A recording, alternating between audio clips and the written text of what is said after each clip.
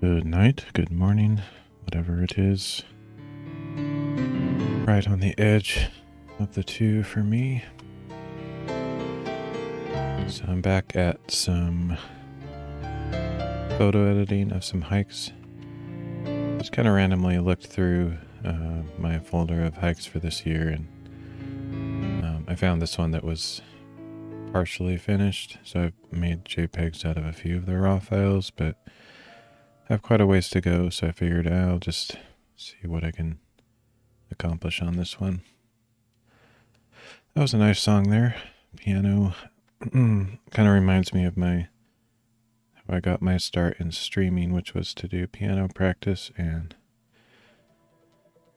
it was all video game music, so I was trying to learn video game songs. I would love to learn that one that was just playing, but that would be very difficult. Anyway, one of these days I might get back into that, but my current setup is a complete disaster, so I don't really have room for that without some major rearrangement. So I'll just stick to the content that I have quick access to. So I'm going to take a quick peek at some of the ones that I've already done, and I might make some minor adjustments. Normally this isn't really a good idea to do because these have already been processed into JPEGs.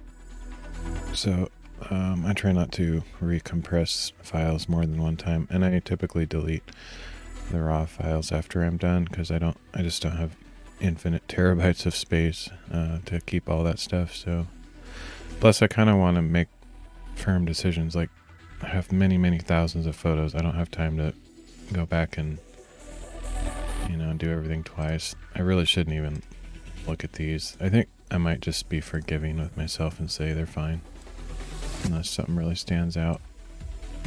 When I was looking at these, that was weird. I don't know what just happened there. Like I accidentally dragged something and it went somewhere. I don't know. Anyway, when I was looking at these from the folder where they're located, wasn't really, well, I guess looking at them in Irfin view, whatever. Just a image editor, an image viewer. It looked a little dark to me, but I don't know. I go through phases where I'm overcorrecting and then I undercorrect. I don't know. It's, whatever. I think I'll probably end up leaving them. They're probably okay. I could just choose to edit the rest of the photos in the collection differently or whatever. Just whatever my random arbitrary style of the day is. It seems to change all the time. Like this one's definitely too dark in the shadows, like right here. I would bring those up a little and maybe up here too. It's fine though. It's whatever. This one, I remember this one being a beast of an image to edit. It was a vertical panorama, I think like maybe only two shots, and the trees didn't line up at all, so I had to do a ton of manual editing on this one. It was crazy. And I don't even really like it that much. It's okay, but let's see, where do we start? Okay, now we're looking at raw files. Okay, yeah, I gave those a quick look. Good enough. I could endlessly be dissatisfied with them and keep editing them, but try to be less picky and just move on. This image doesn't really impress me, but I like to give every image a chance because when I saw it in the flesh on the hike, I thought that looks cool, so I snapped a photo, and if I could get it to look how it looked when I was there, it probably is a good photo, but there are times when I just can't bring out the right kind of coloring, or like the lighting or the contrast is just bad, or if it's absolutely out of focus or something, I just delete it. But I usually try, give it a chance anyway. So thankfully it looks like I did my common editing on these already, because I got the contrast, got saturation, the sharpening. I would maybe bring that up a little bit, but let's see what else. Clarity 12, 8. Yep, has all my kind of standard stuff on here. I think I might bring this up a tad. Last stream I did, I said around 300. It's, you know, personal. Okay, that looks a little bit over sharpened. You can kind of see because it has these almost like halo around every contrasted pixel. So maybe where I had it was fine. I don't know, maybe, yeah, about where it was, probably fine. Technically, you should treat each image differently if you really want to get the best results, not just apply standard repeated edits from previous sessions. As far as cropping, oh, I hate this. I don't know what changed. It's like it in a previous version. I mean, the previous version, I don't believe it did this. Now it's having me change this every time. It's really irritating. There's got to be a setting for that somewhere.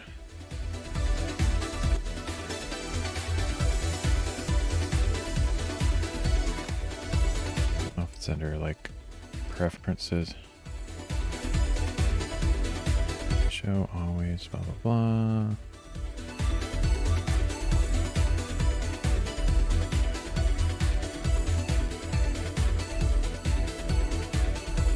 Yeah, I want it to default to unconstrained, so I don't have to like click this every time, but I don't know. It used to do that. Something changed.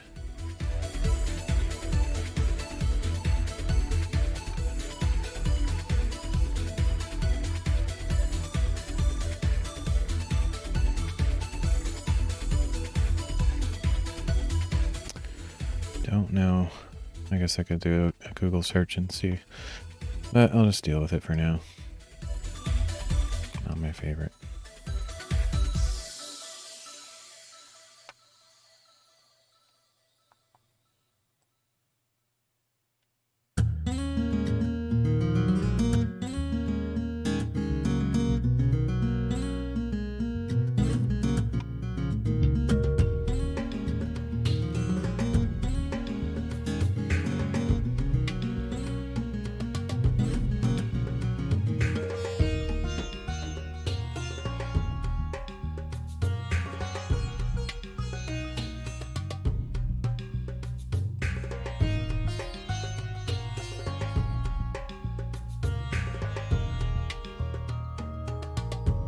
Sometimes it's really hard to get it looking right when the contrast is really high. It's frustrating because our human eyes can see very good dynamic range, but unless you do like an HDR shot with your camera, these high contrast situations really don't translate well to digital in most cases, in my experience. So it is what it is. However, one thing I will say about Capture One is, although it looks really great here in this preview, it looks generally just a tiny bit better when you export it. I don't know why that would be, but it's just what I've found. So sometimes I'll get it kind of close to where I think it'll look fine, and I've gotten kind of used to knowing some of the different qualities that it'll produce after you export it. And so even though this isn't exactly how I want it, like those white spots are too bright, and it's not going to fix that magically. These are actually blown out, like in this case here, pretty blown out. I could maybe pull in a little bit more there, but there's only so much I can bring back when there's no color information to work with. But anyway, I have found that some aspects of the image look a little bit better once it's been exported. Okay. And again, it's not a problem if in the end I just decide to delete the image. You know, it's not necessarily wasted time. It kind of is, but that looks like a ghost, you know, just like washed out. That's the original raw image. There's the processed one. So to me, it's something about this, it just looks better than it does in Capture One. For one, it just looks way sharper and it just looks better. I don't know, like comparing that to, see if I can get that same general position. I feel like it doesn't even, the color doesn't even look the same. Like it looks pretty, maybe a little bit too yellow right here, but it looks great here. So I don't know, it's weird. It's one of those frustrating things that, like, if it's not 100% pure, perfect, you know, what you see is what you get, then how do you know what it's going to turn out like?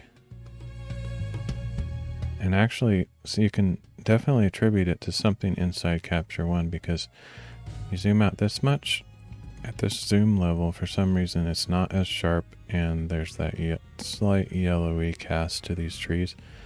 But you go in one more zoom level and you have more definition and less yellow cast. So it's like something related to the rendering at each zoom level that isn't quite accurate. Anyway, it's just, it's not bad. It's not terrible or anything. It's just, I suppose if they, that's probably some technical challenge. Like if they showed it exactly how it was going to look when you export it, they might have to do that, all the processing live, and it might really slow down your processor and make it really clunky and not really usable, you know, live sense. So it probably, I'm guessing, has something to do with that.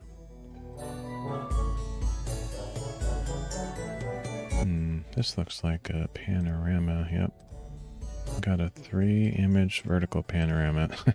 Vertical panoramas when there's trees kind of close in the foreground are always a pain, but I'll give this a chance, see if I can make it work.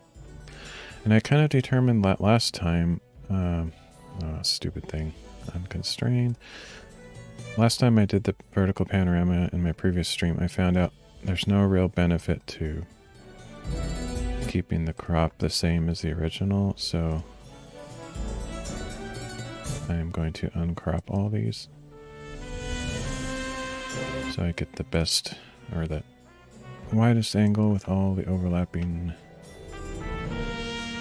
pixels, so it'll get a really good wide angle. The reason I like to do that is because when you stitch a panorama, you always lose everything on the edges anyway, because each image is given like massive distortion, and then if you crop all the missing parts off the edge, which you kind of have to, then all that material gets lost. So if you have a wider angle to begin with, then you lose less of that imagery on the sides. And that might not make much sense, but you'll see in a minute. I can rehash, like, that's what I was talking about, see? Oh, wait a minute, I'm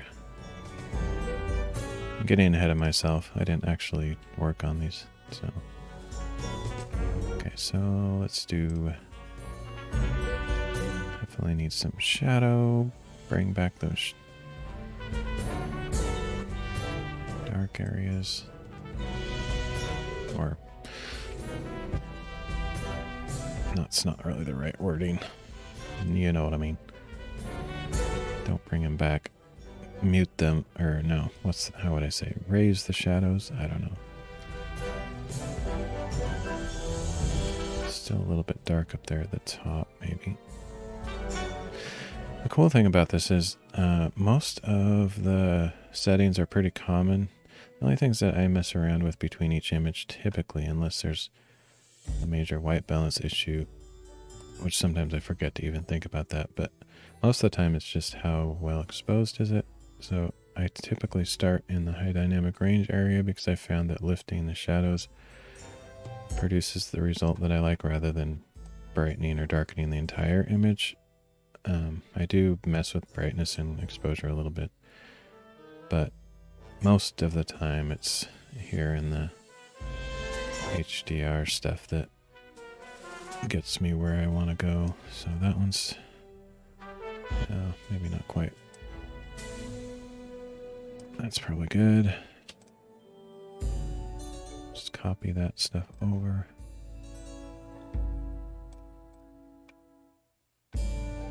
Now again, when I shoot these photos, I don't put it in manual on my camera and keep the same shutter speed and f-stop and all that and ISO. I usually have it in aperture priority mode because I like having control over that.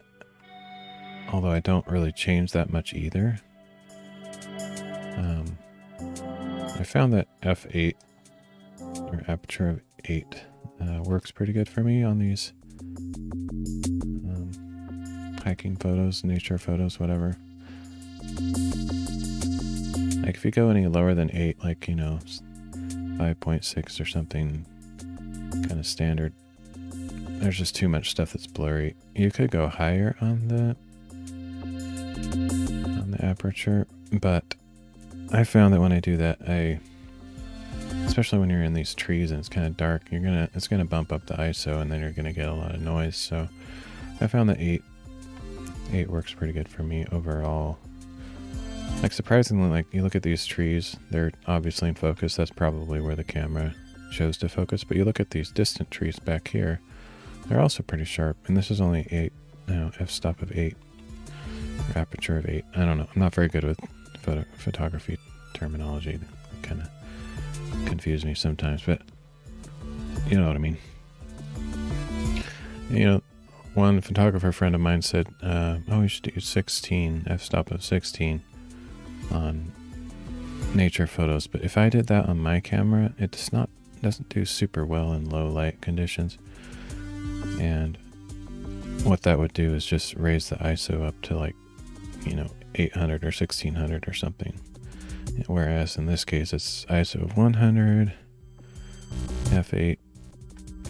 So it stays pretty sharp and not too much noise even in the dark areas. So that's kind of where I'm at. I keep it pretty simple. I don't treat every image completely differently.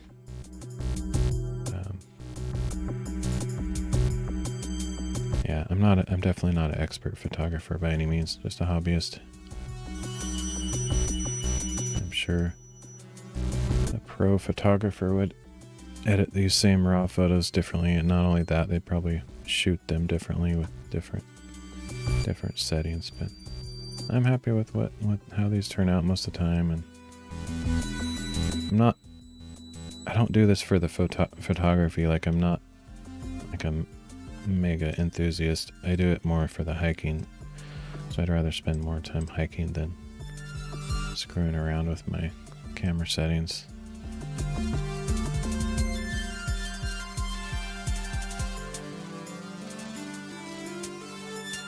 And once again, I might get some major stitching errors on this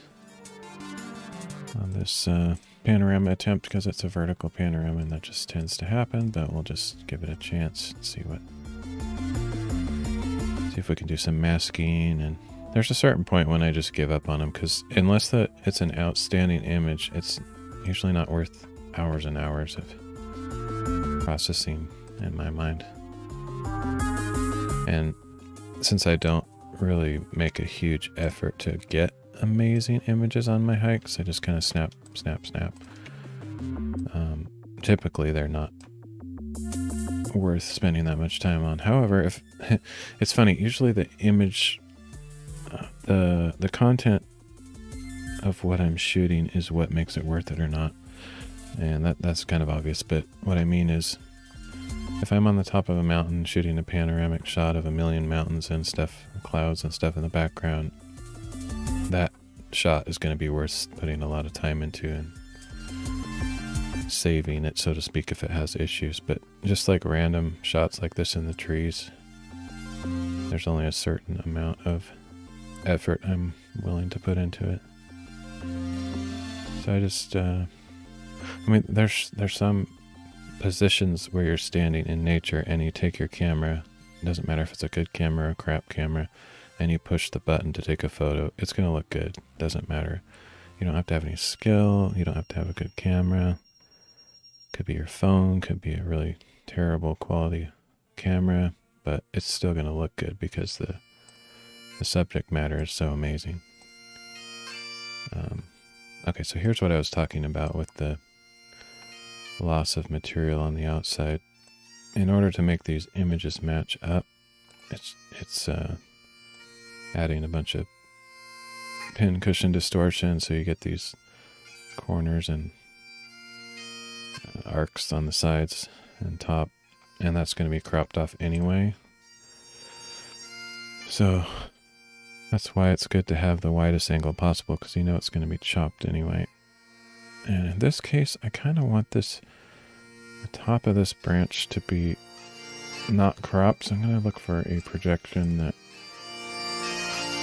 leaves a little bit more on there without distorting the trees too much. I just generally like look through the options and then run the auto crop again, and I want to find one that's going to leave the top of that branch in there, because it looks weird to have it cropped so close to that. So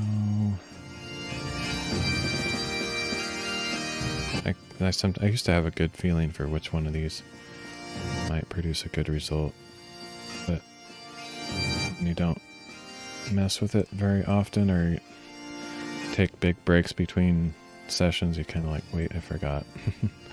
Well, it's more experimentation than anything. Just try each one, see what happens. See, so this one, if I crop it, it leaves that branch in there, but I feel like maybe there's kind of squashing the trees in a little bit more than I would like. So I'm going to keep looking.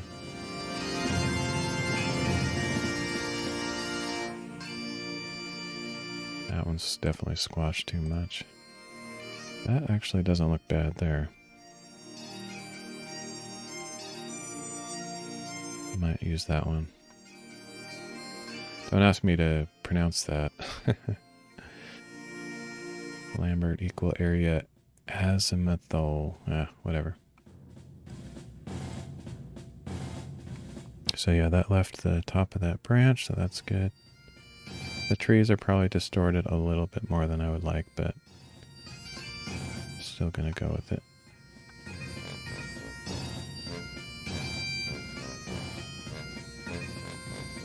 The trees are always going to be distorted unless you do some serious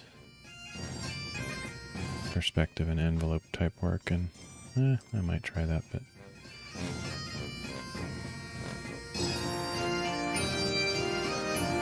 I'm going to try it.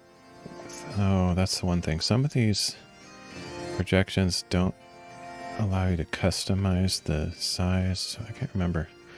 What's the dimensions on my original images? 6800 by 4200, so it should be 6800 wide, or no more than that, and it's 7000. So that's going to be stretching it up a little bit, so I think I might take this down to maybe like 6700, something like that. And then come back here and auto crop it. I don't remember how that works. Yeah, so then it adjusted the height automatically. Alright, I'm going to try that. Chances are there's going to be some major stitching errors and I'll have to do some mask work, but maybe we'll get lucky. I'm going to take a quick break too, so I'll be back in a couple minutes after this is done, maybe.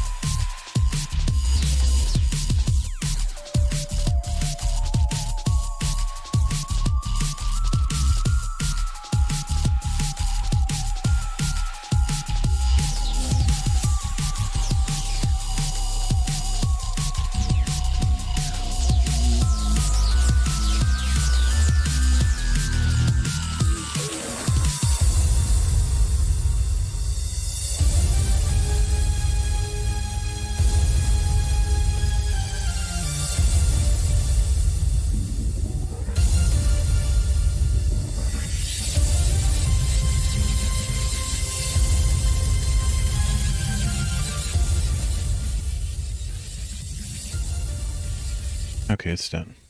Let's see what we got here.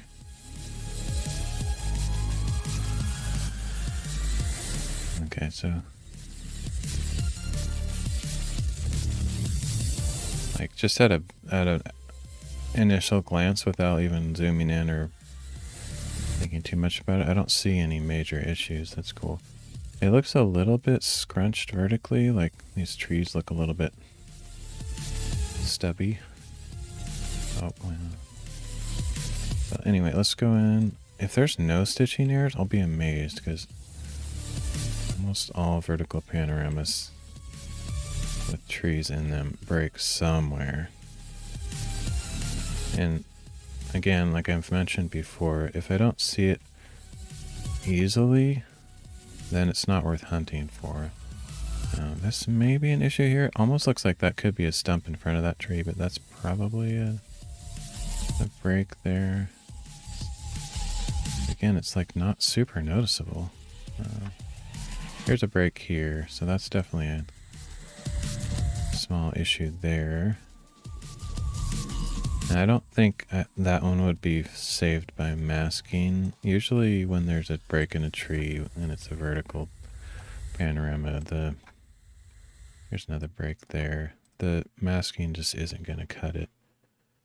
Well, bad choice of words there. Isn't going to fix it.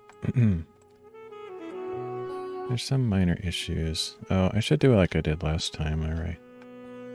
Need these little circle the errors, or at least. So this one's. I don't think this one's an error here. I think that's like the actual stump, what it looks like. But this one probably is. So we're just gonna quickly.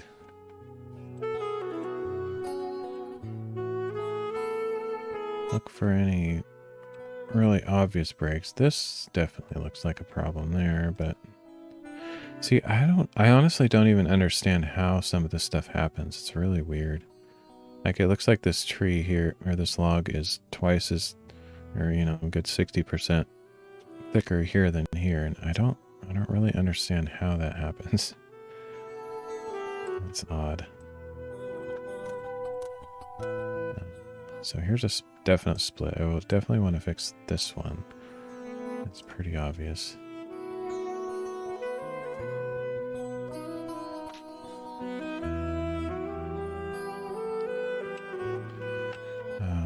Let's see, what else do we have? This could be a tiny issue here, but it's negligible if it is.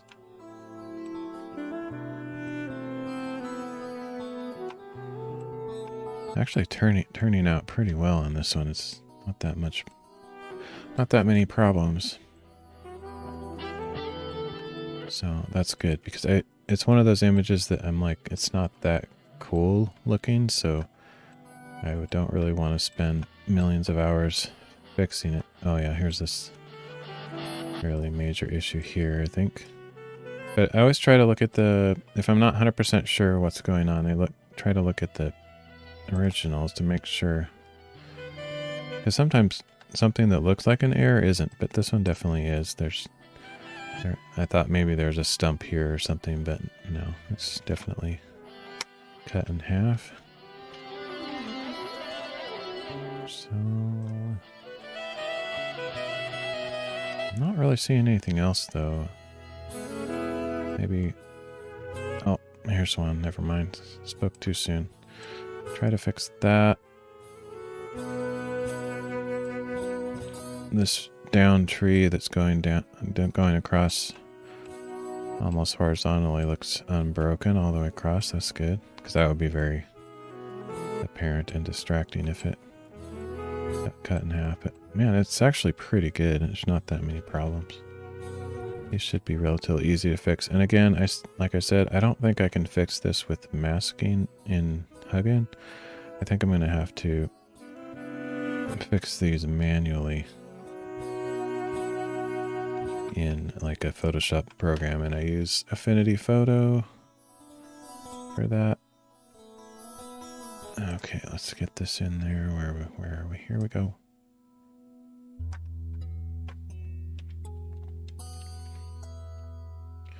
All right, so I should have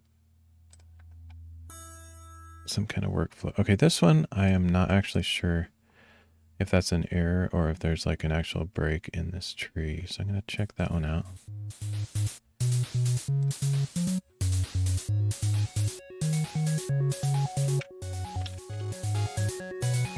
It's right above this thing here, so...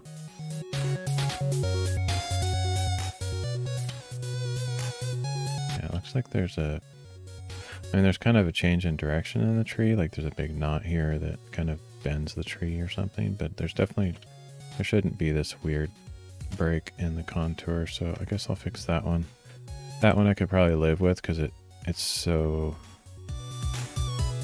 minor and I can't even tell if it's a problem or not. But since I know that it's a problem, I guess I'll fix it. So this shouldn't be too hard.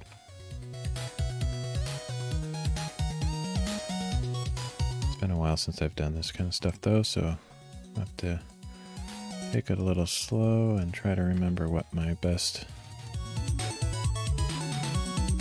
ways of achieving this kind of stuff are. Problem is, anytime you fix something in the foreground that's higher on the layer than what's in the background, you're going to cause problems with the background, or vice versa. So if I say I cut this shape out here, this is generally what I do. I make triangles, and you'll see why in a minute. But I'm going to cause some issue in the background, and I'll just have to ignore that.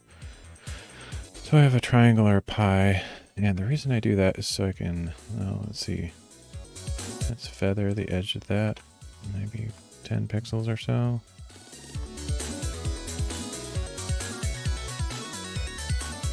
And then I cut it, or copy it, and then paste it back down there. There's many different ways to go about this kind of stuff. But because I have this point down here, I can put my rotation right down there where it meets the tree, and then I can rotate this top thing and bring it back where it should be. But in doing that, and then I can also stretch it vertically to cover up that little area that is kind of feathered out. I found this to be a pretty successful method. It almost always works.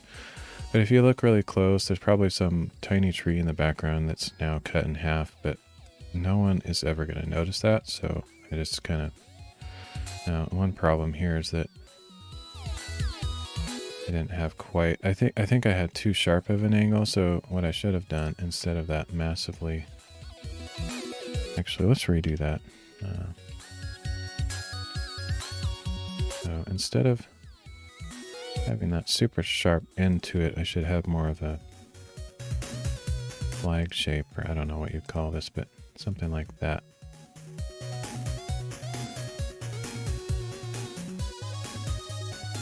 Feather that again, around 10 pixels.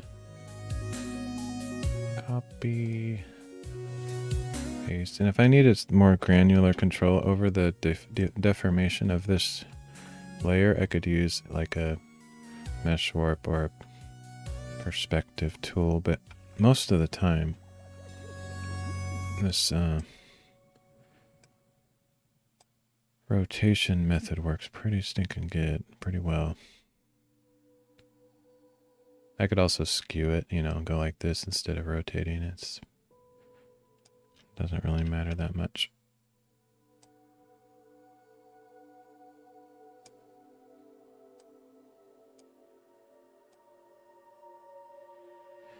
And there's definitely a repeated cloned thing in the background there, but I'm willing to overlook that kind of stuff in favor of fixing the foreground. I could do a little bit of clone work there too if I really wanted to make it perfect. And like I mentioned last stream, when I'm working on these huge panoramas, oftentimes they crash. It's really irritating, so I try to save an intermediate file just in case so I can restore without losing all my work. I wouldn't say that Affinity Photo is unstable. It's a pretty stable program, but when I tend to push it to its limits apparently, and it Oh, actually, you know what I could have done? Instead of flattening that, what I can do is maybe just erase some key areas here that might sort of make that problem less apparent. Unfortunately, that former bit of this tree was sticking out past this area, so that's not going to work. So I'll just flatten it, and then this doesn't, I mean, this is going way overboard. Doesn't matter. But like, say I just do a quick, either a clone or I'm using the in painting, which is kind of like the healing brush, but it just, yeah, know what I mean? There's a number of ways you could go about it. So for example, I could undo that. I could use the healing brush, and I could choose like a position further down on the tree and copy that line up here. And that works pretty well too. But then I have that repeated little piece, but this kind of stuff most people aren't going to notice. But the farther away you clone it from, the less likely there's going to be a obvious repetition. So something like that. And there's still minor issues in the background, but they're kind of things that I think most people wouldn't notice. So might do something like that. If I wanted to really take time, I could even bring some part of this other tree over here just to give it some variety, you know. Anyway, I think it's fine. Nobody's going to notice that. So I'm going to make this my workflow. I'm going to come over here and put a little, it's a little bit goofy, but put a little green by the ones that I've finished. And then come over to another one.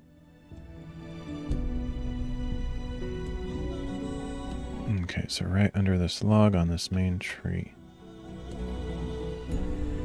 Where did my cursor go?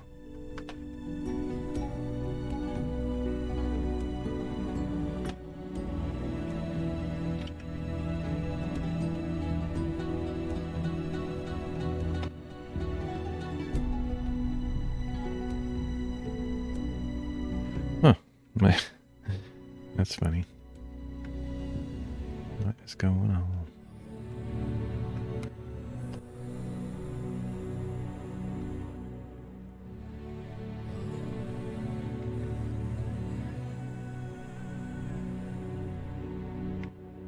I get the feeling that my mouse, I use a wireless mouse. I feel like maybe my mouse just died. Put a new battery in there just to see if that's what's going on.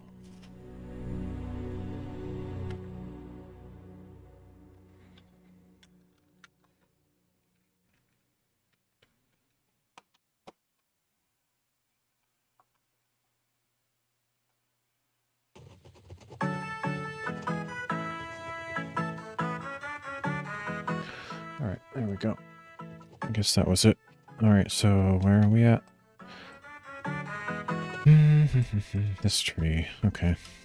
Same kind of thing.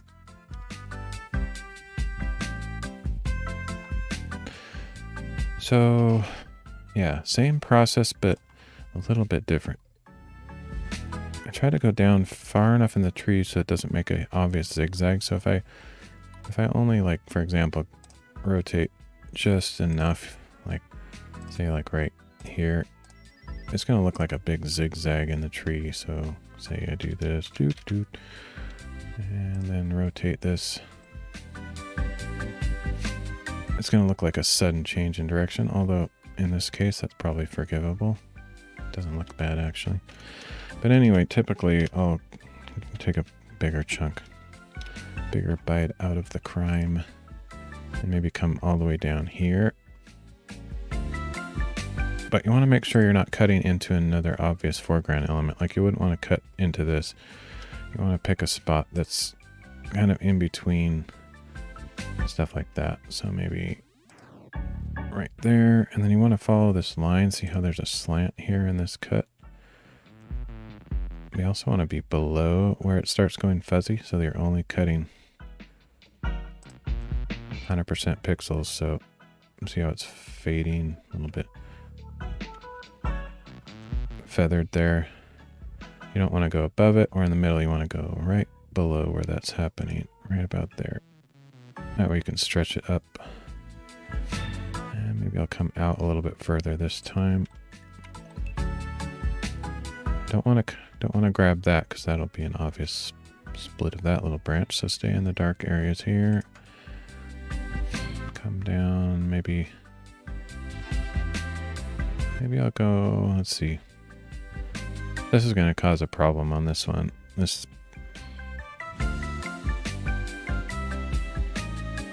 You know what? I'm going to just reverse what I just said. I don't want to go below that because that's going to cut that in half. So let's stay up higher.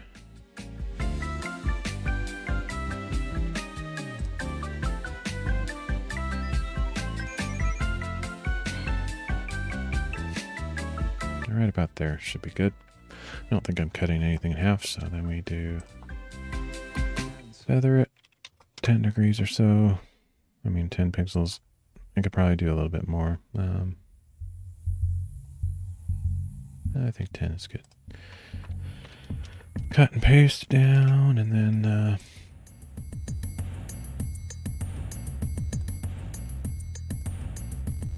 rotate it. And then pull it up so it's over the feathered area, right about there. Looks pretty good.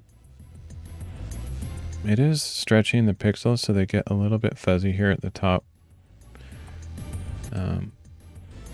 But not significantly. I might pull that up a little bit higher just to make sure I'm covering those feathered areas. And then just erase the very top of the outside on the left that's almost covering that bit there. Maybe it's okay. That's probably good. So yeah, like I said, there is a little bit of fuzzy area here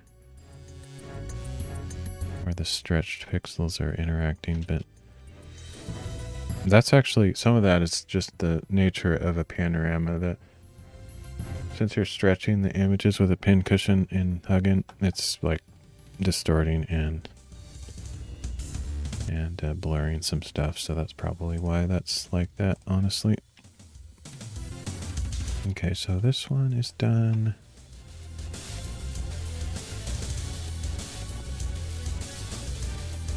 Let's jump up here. See, this is honestly, it's more time than I should be spending on this image, but I don't know. It's kind of, part of it's just kind of relaxing, I guess.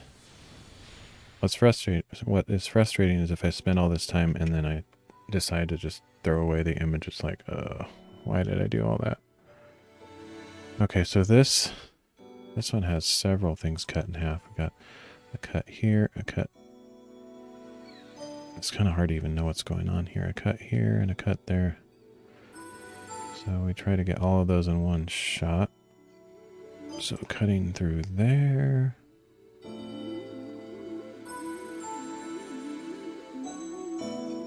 Yeah, it's a little bit baffling to see what's even happening here. Maybe up there and then across that way.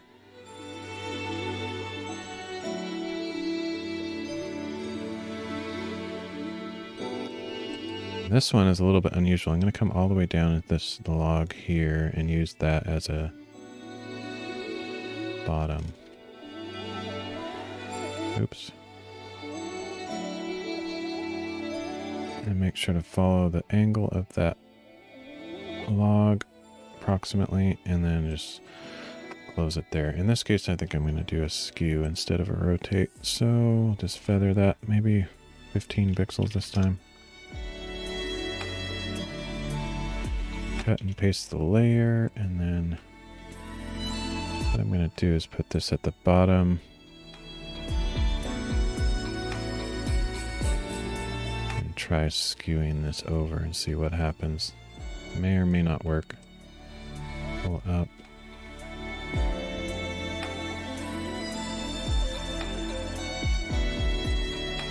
What? I don't know. I don't know why it did that.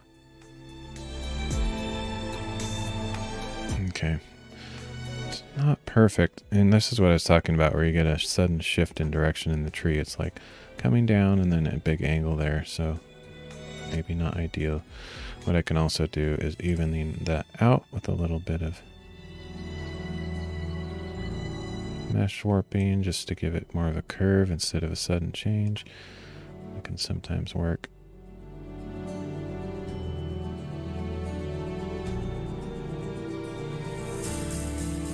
That's looking pretty decent, although the bottom is chopping the log in half, so I'm going to bring that down.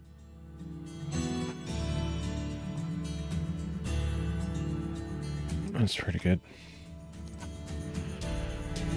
Once again, a little bit blurry in the transition, but overall pretty good. I don't know what this little hole is here. That doesn't seem like that should be there, so I'm going to get rid of it. Just maybe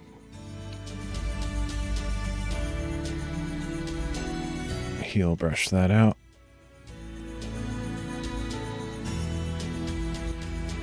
And then we got a little bit of transparent stuff going on here.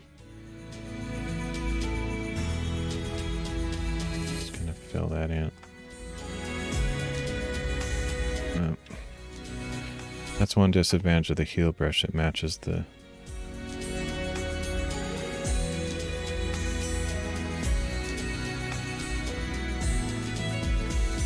where's the clone brush? Is it? I guess it has its own separate tool. Can't remember what it looks like. There it is. Okay. Guess I'll try cloning instead of healing, just because I want it to remain dark and not be all brightened like that. There we go. Not perfect, but good enough. So that one is fixed. I'm gonna flatten this and save it so I don't hopefully lose my changes with a crash. It looks like there's a slight break in this tree here, or that's some kind of little knot or knob, but it's probably fine.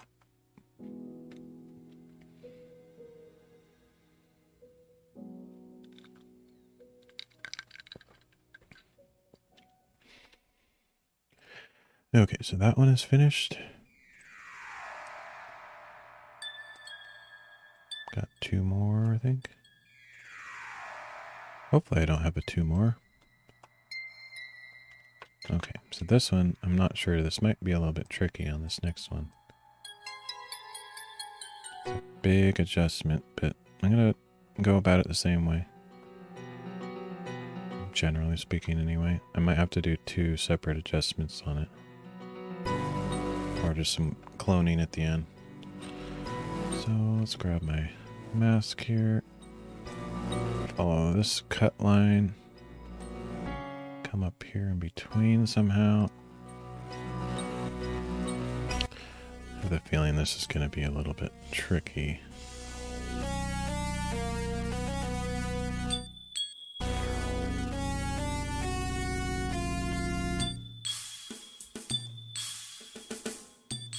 A little bit funky shape. There's a little bit of method to this madness, but it may not work. Okay, let's try that.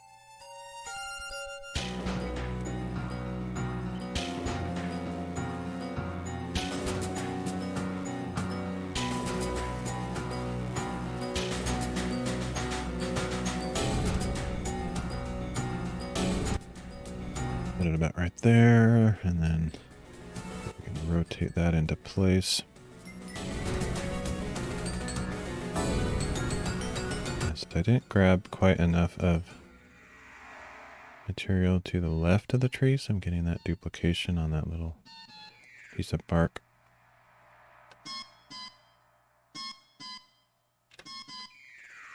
Okay, I'm going to try something a little bit different here. Got the primary position there.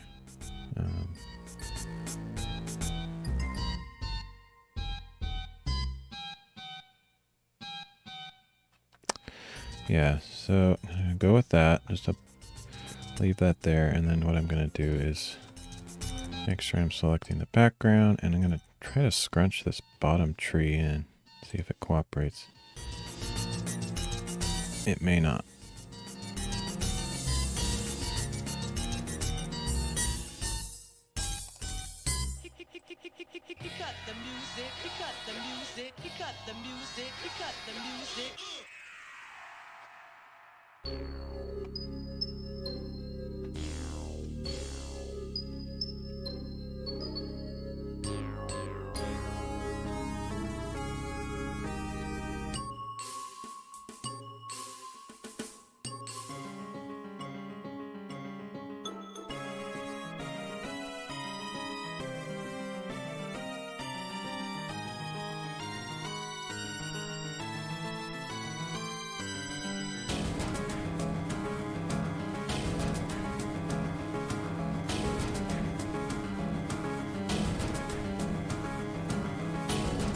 Okay, I think that's close enough for like a quick...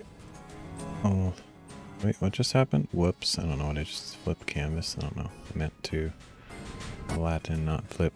Okay, so that gets me one step closer. Now I'm just going to do a little bit of cloning too. Cloning or in-painting, you just kind of play around. In-painting's the easiest because you don't have to think about it. You just cover up the areas that you don't want to see and they kind of just go away.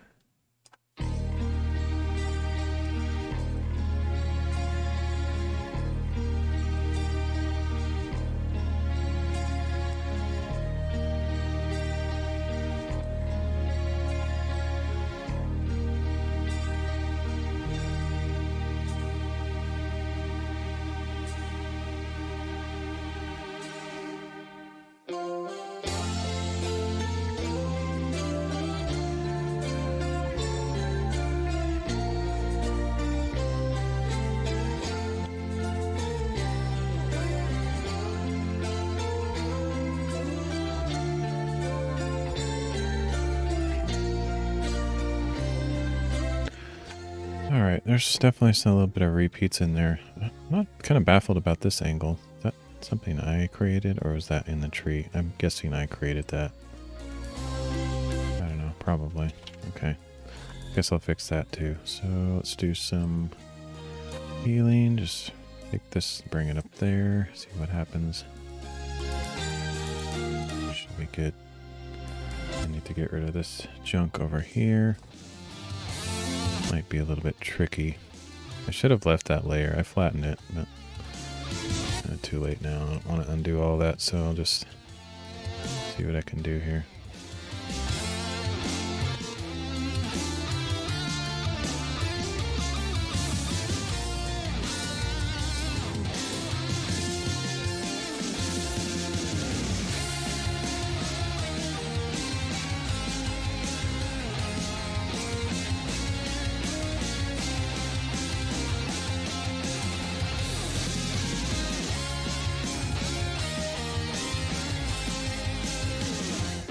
Looks a little bit weird here.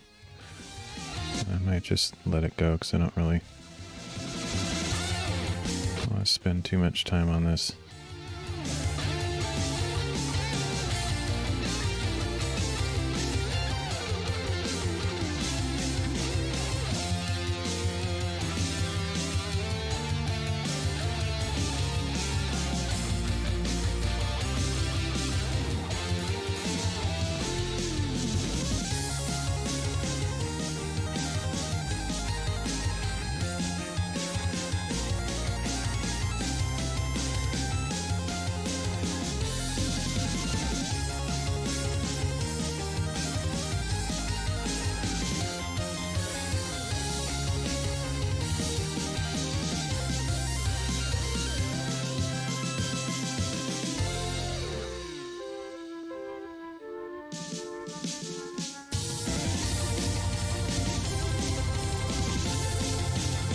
Okay.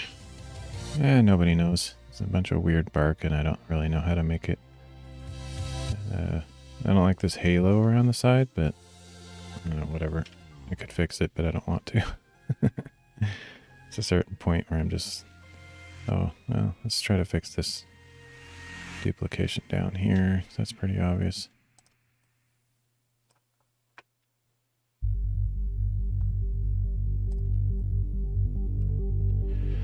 Okay. There's still some cloned areas that are copied and whatnot, but not too worried about it.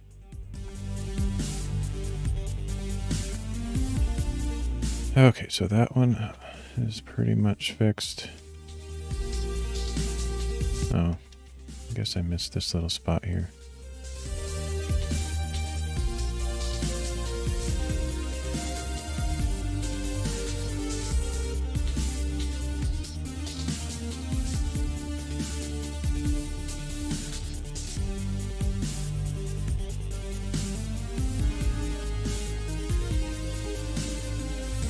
Technically, some of those little angle things were part of the...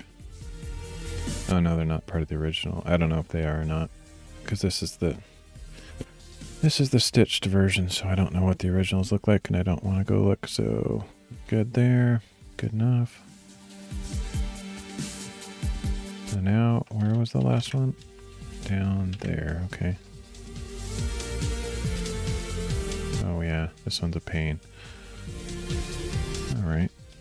Let's see. Maybe it won't be that bad. Just straight up that shadow. Try to make it a little bit farther away so they don't get as many cloning issues, possibly. Cut through there.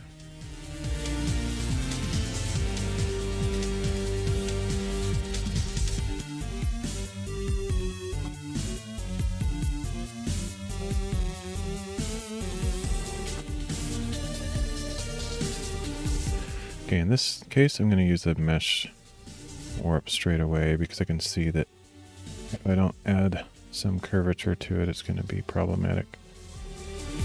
So let's...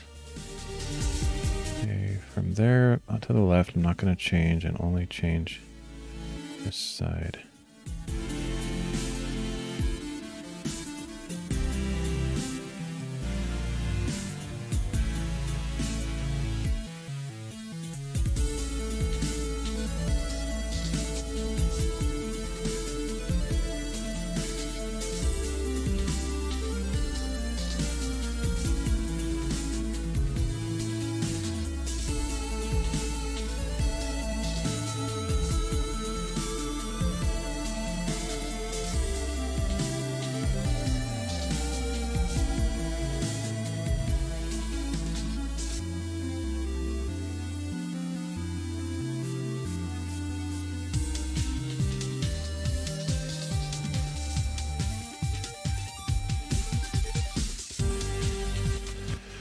Alright, and this little area here is a little bit odd. Oh, I got some of that dark pixel stuff going on, which, whatever, it happens.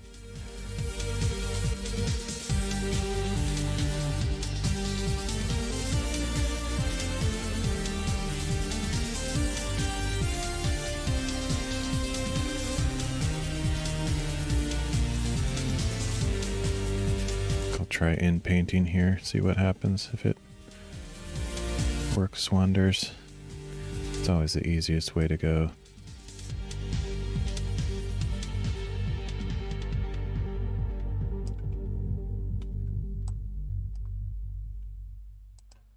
Not bad, not bad. It works for me.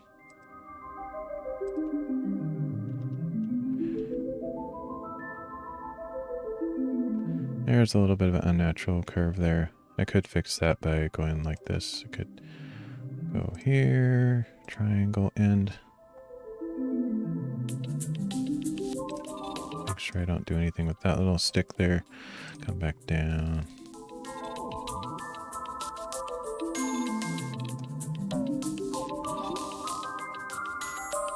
Tricky, tricky. Actually, what I'll do is there. Okay. This is goofy. Not any reason to do this. Cut and paste. And then do another mesh warp here where I can kind of even out that curve.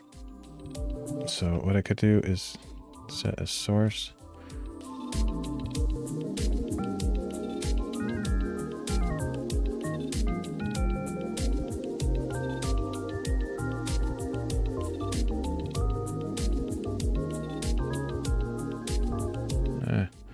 My brain isn't working right now. I'm just gonna do this,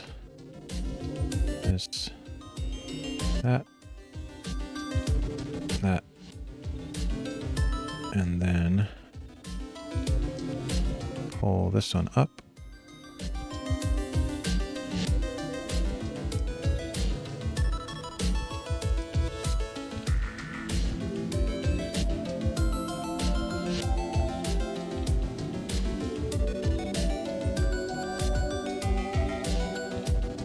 And it kind of straightens it out a little bit. Don't want to do too much warping though, because then you get some major blurriness and odd artifacts, but you know, it doesn't have to be perfect when you're dealing with little details like that, because the only people that know that that was ever an issue are going to be the ones that watch the stream. Everyone else would not even notice that. So anyway, there we go. Is that everything? I think so, yep. I could probably hunt for more problems. And the other thing I was thinking about is maybe changing how these trees are warped so they're curved more on the edges than this center. I could choose to unwarp them a little bit and then crop it in. But I don't know if I want to do that or not. Not really.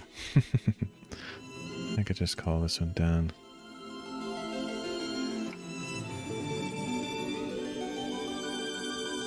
Is that how big it is? Why is it so small? I'm confused.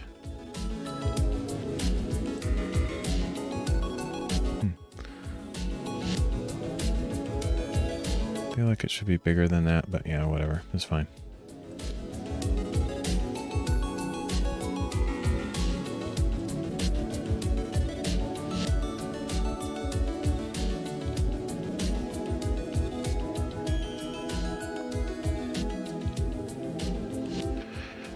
Okay, so here's our final image. Oh, I forgot. They looked a little, the trees looked a little stubby to me, like squished vertically. I was thinking about addressing that. So maybe I will go to that extra step of taking away the distortion a little bit.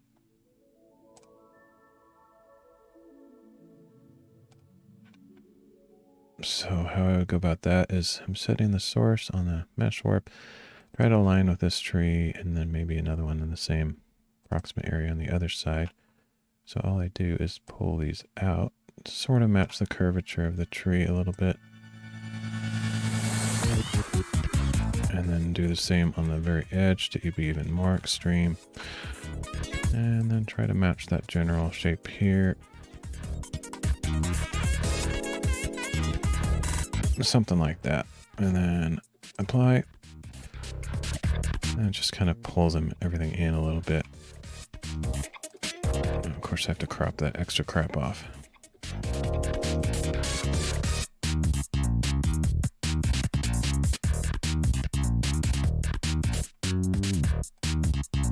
It must have been set to repeat pixels on the edges. I don't normally see that on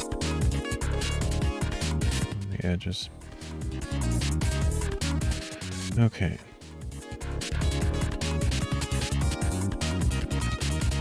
I think it's gonna crash, and I don't know why, but I did save it. I think I saved it after I did the last cloning thing, hopefully. Come on. I don't know why it does that.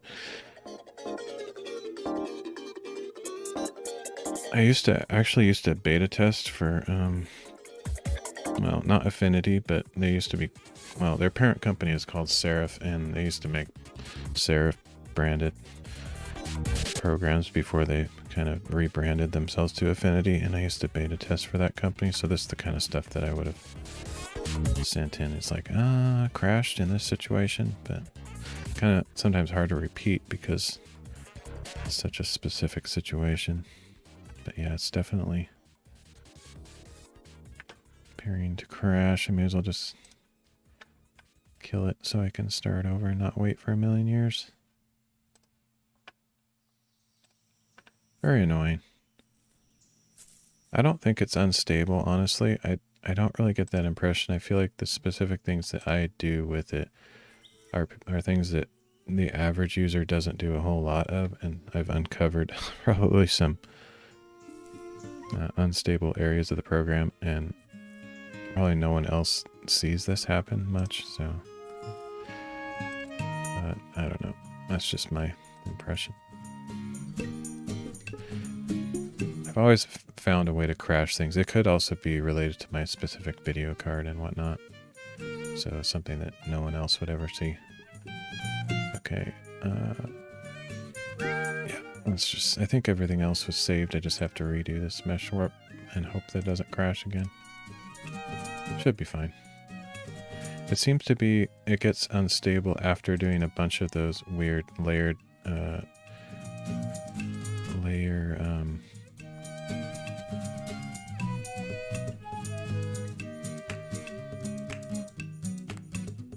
manipulations. I don't know.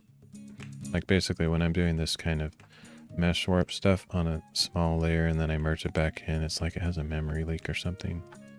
Let's just try that. It's probably good. Yeah, see. So here's the source.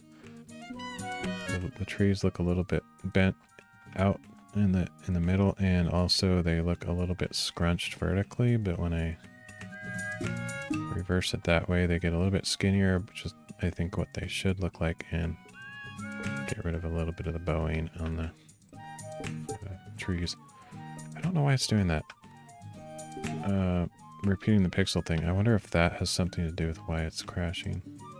I'm gonna flatten it before I try to crop it. I don't know. There's something. I feel like something I've uncovered a bug here or something.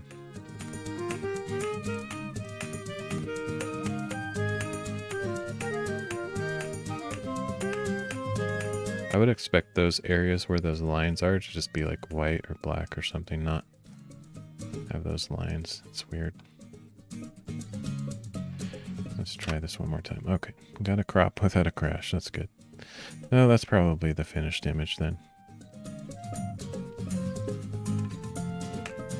The top looks a little bit distorted, like, I don't know.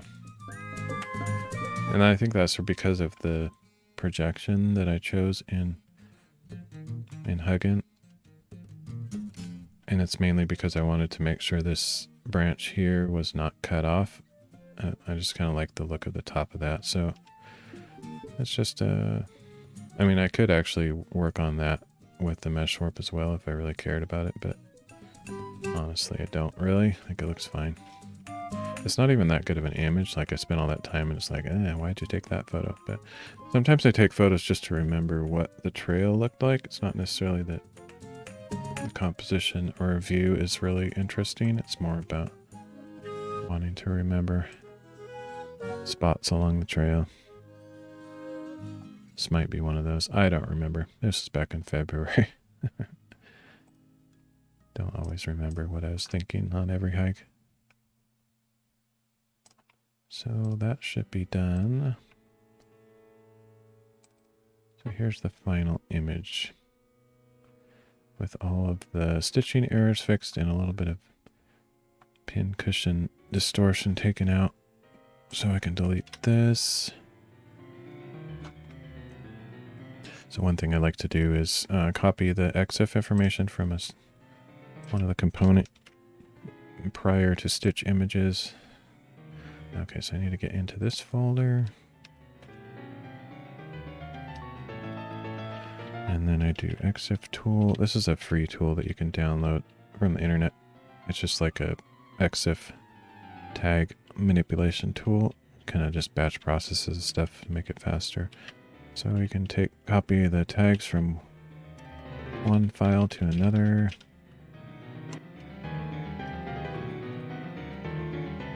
So we just copy from this one to this one. And it's done. And I can safely kill all these component images and just be left with the final stitch. Okay, no, that's all there is to do with that one. That was a lot, but you know what I mean. Okay, at first glance I thought these are maybe a linked panorama, but I think they're just two separate photos. Sometimes after I've stitched a bunch of panoramas in a set, like a hiking set, I'm like kind of done. I'm just like, I don't want to do anymore. And so I'm always thankful for these individual shots that I don't have to do all the extra work on. Because it is a lot of work to stitch those panoramas.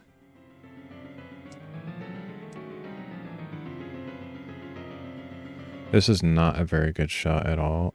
Like, what happens is I don't know every hike before I go there. I don't like look at massive reviews and people's photos and all that. So I don't necessarily know where the best views in the hike are going to be. So as I'm hiking along, I see, oh, there's a slight opening. What if that's the best view in this entire hike? I better take a photo there just in case, even though it doesn't look that impressive. So that's what some of these photos are from. And then later in the hike, when you get higher, you see a better view and just take another photo.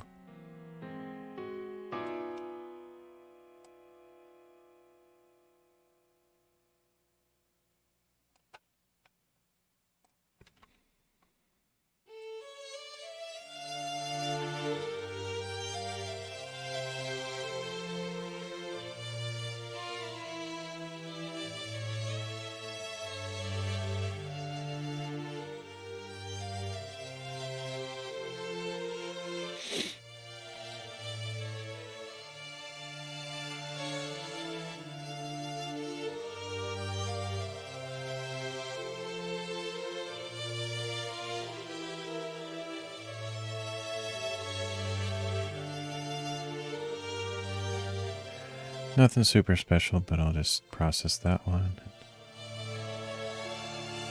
Probably save it, just 'cause.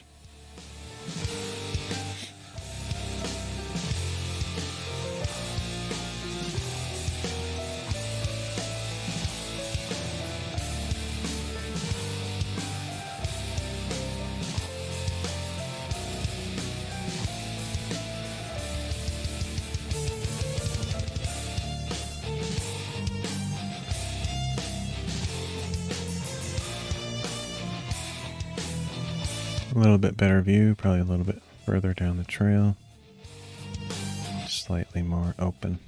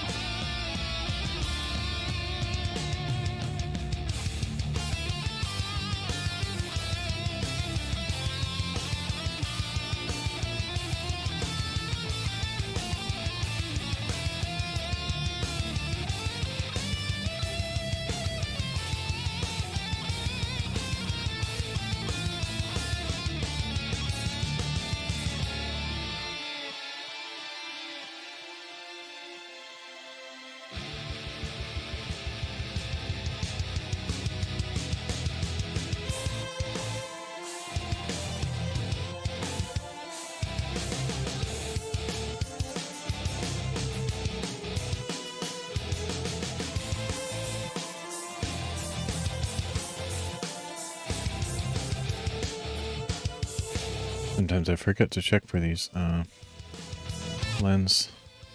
dirty lens areas.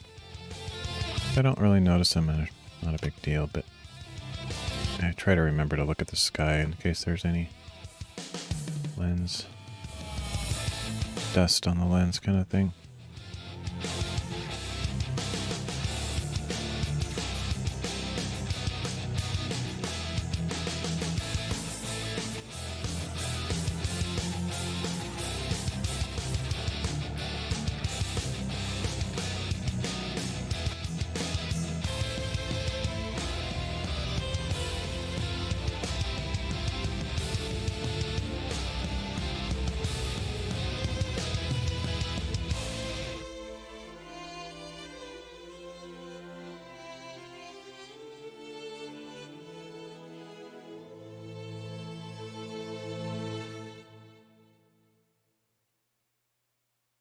I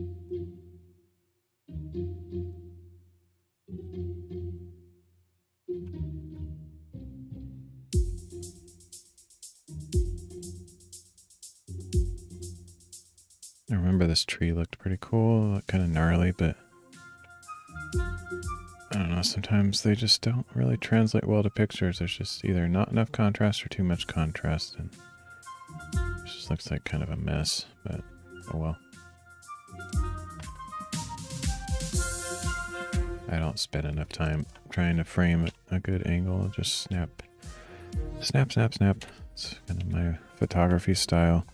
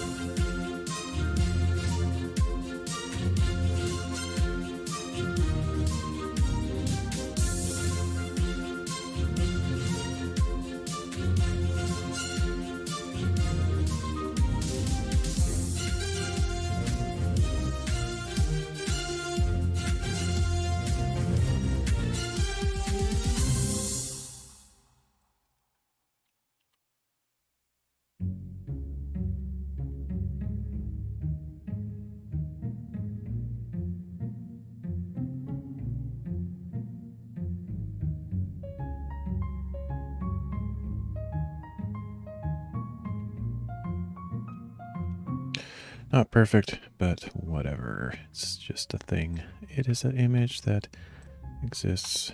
Okay. Another cool gnarly tree. It could be that same one from a different angle. I don't remember.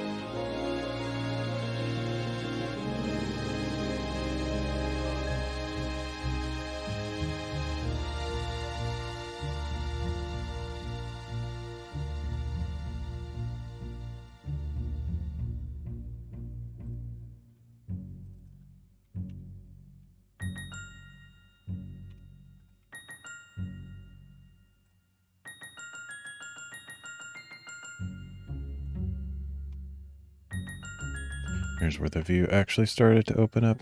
There was a big forest fire in this area. I think in 2017 or something. It's kind of a shame, but at the same time, it's kind of cool looking. With the barren trees.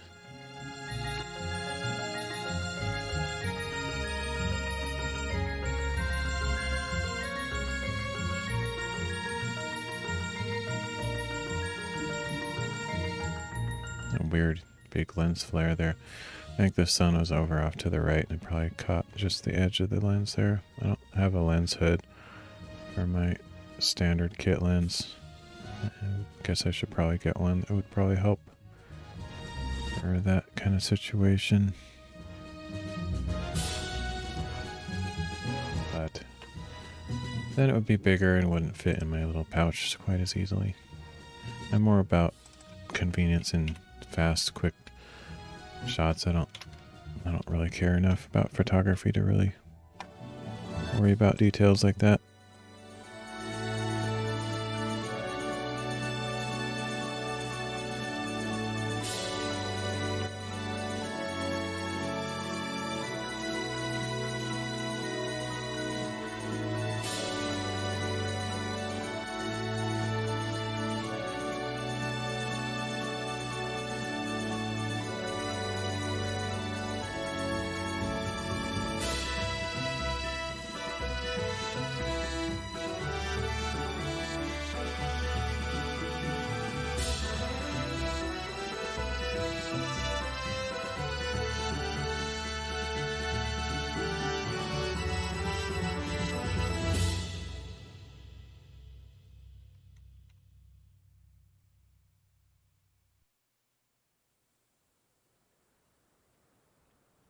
A little bit dark. I'm gonna brighten it up a bit.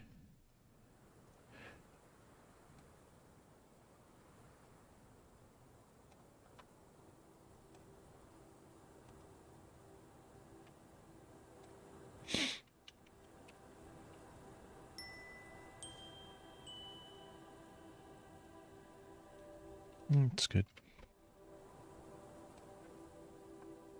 Oh boy. Big old panorama. Yay. That just means a lot of work.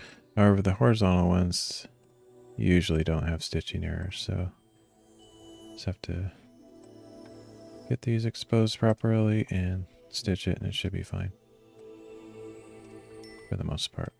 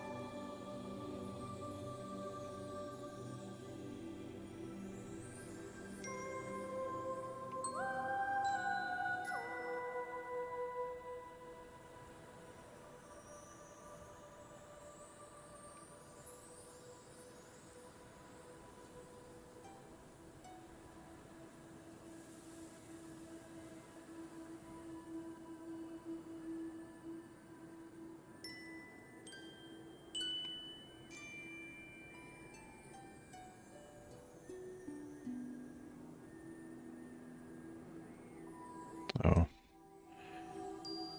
I forgot to... I had noticed there was some blotches on the lens, at least on some of these. Like right there. Capture One has a nice little tool for that.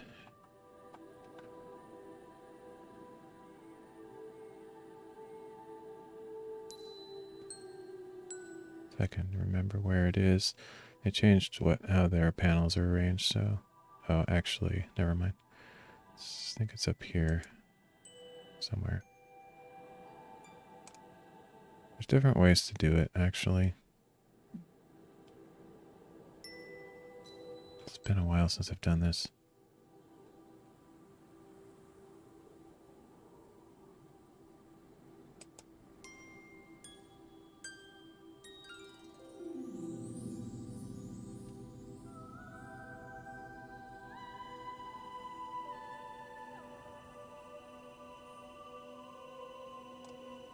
I guess I can use this. I was thinking they had a... Oh, what would it be? I don't know. They've gone through several versions for this, so I think this is actually the way they the preferred way to do it at this point. So, I mean, you have definitely major control this way. It's just... It seems like they used to have a thing where you just drew a circle and it just magically fixed stuff. But this is fine.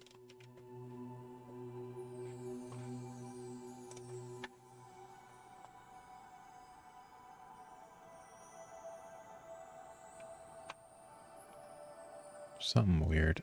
Are those all lens spots? That's a lot of stuff.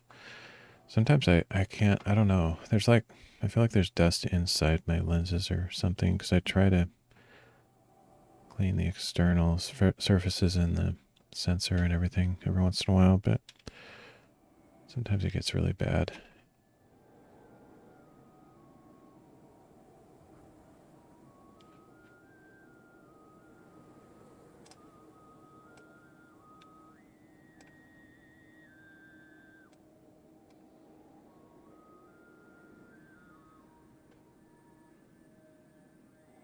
I think that's good.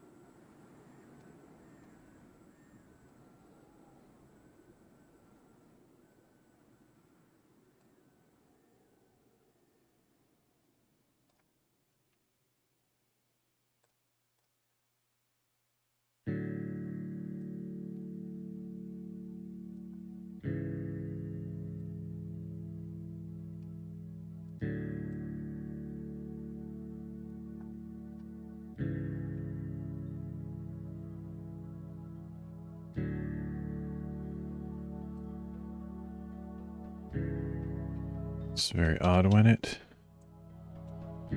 doesn't have as many errors on one. Oh, for some reason, okay, it's weird. It said it didn't copy layers, but it actually did. It's totally there. That's weird. Okay, this one needs to come from a different spot. Right there, probably. It lied.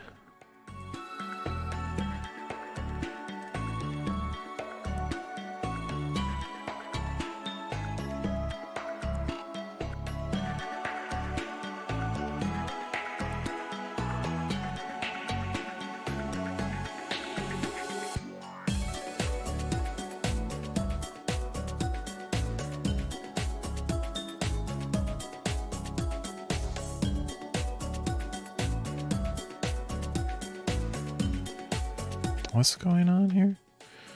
I don't know what's happening. What in the world? So this is the continuous, that's continuous. Is that the next? Okay, I guess it is. It's like a big jump in space there, but I guess it's connected. Okay.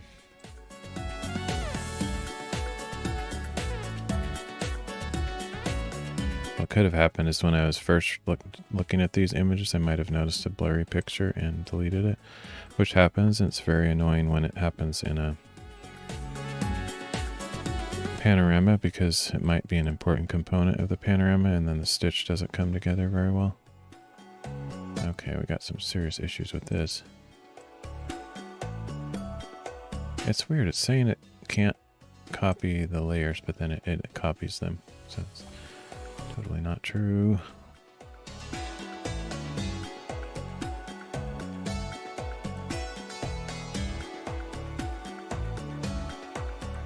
Don't really see any other major issues.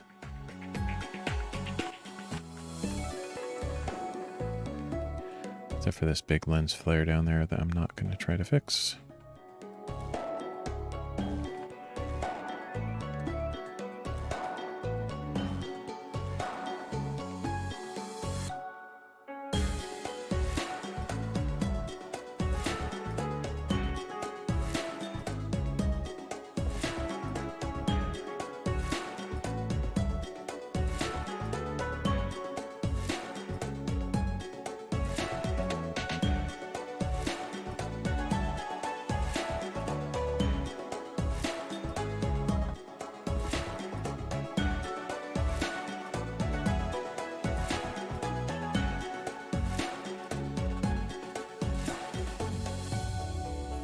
It's really smart on its healing though, like it takes it from, somehow detects a similar area in the image that's close by, so it has the least jarring transition when it does its heel. It's pretty cool. I like it.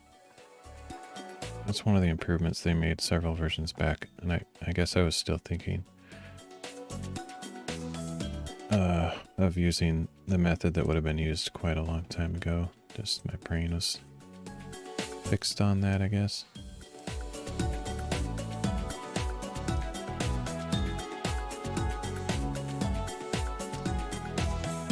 I could go in and like dehaze the mountains and stuff, but I don't know. I find that when I do too much of that, it doesn't even look like a natural photo anymore. It's too edited. Something about the white balance on these images is bugging me, and I can't quite pinpoint what it needs. So I'm just gonna more or less not do too much to it, not over process it, and just see what happens.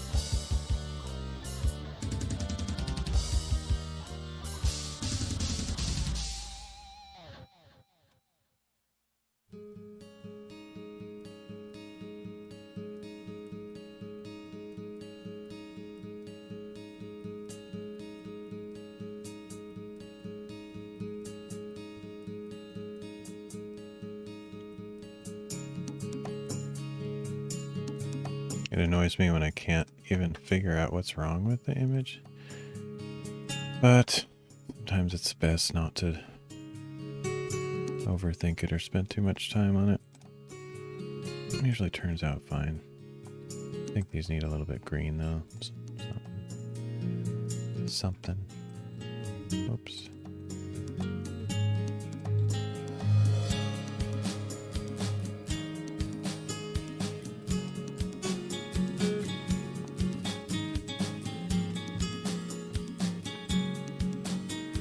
These lens flares are going to be problematic if Hugin isn't smart enough to get rid of some of them, because then there'll be like 20 lens flares. But often Hugin's pretty good at that, and I can always mask him out if it doesn't capture them all or cut out most of them.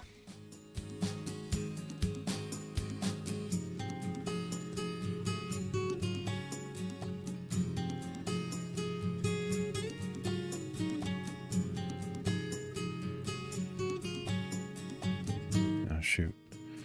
Accidentally deleted it from both images, not just one of them. What did I do? I'll just redo it. Super fast to do anyway.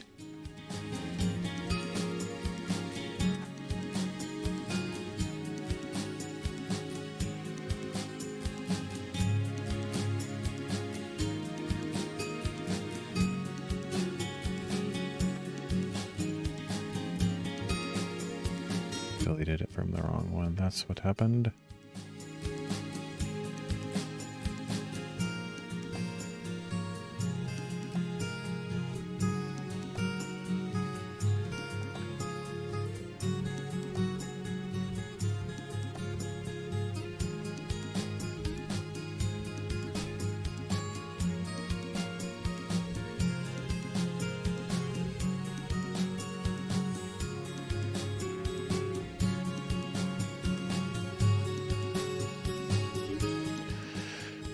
Yeah, white balance on these are whack. I don't know what is going on. It's a big panorama. I'm like, come on, how many more images can there be? Oops.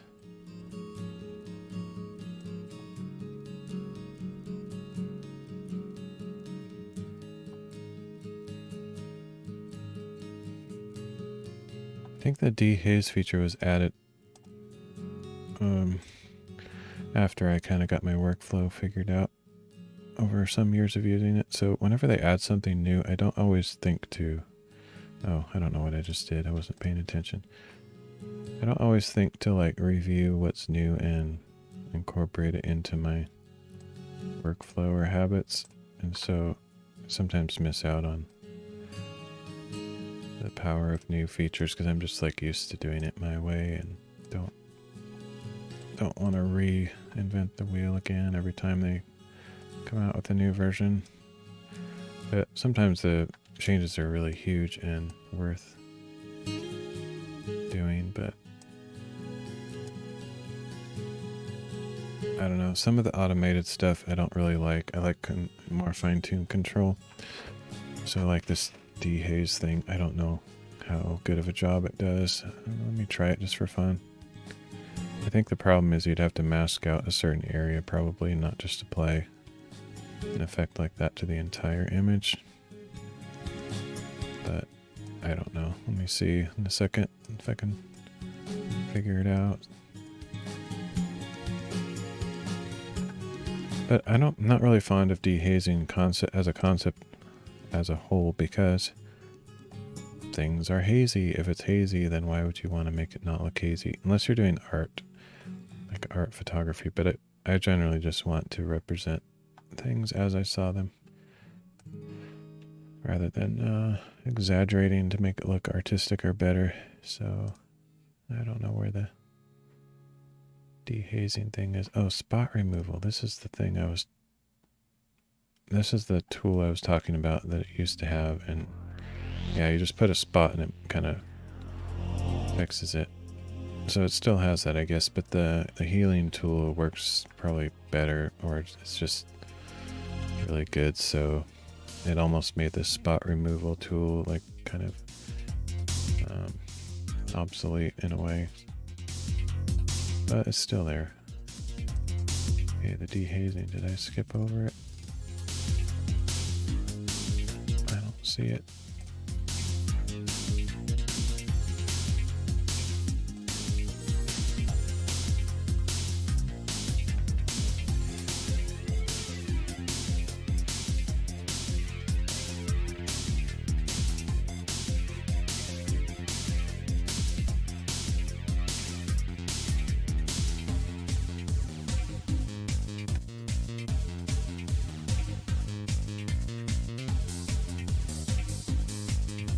I don't know where it is. So many panels and tools, it's like, whatever.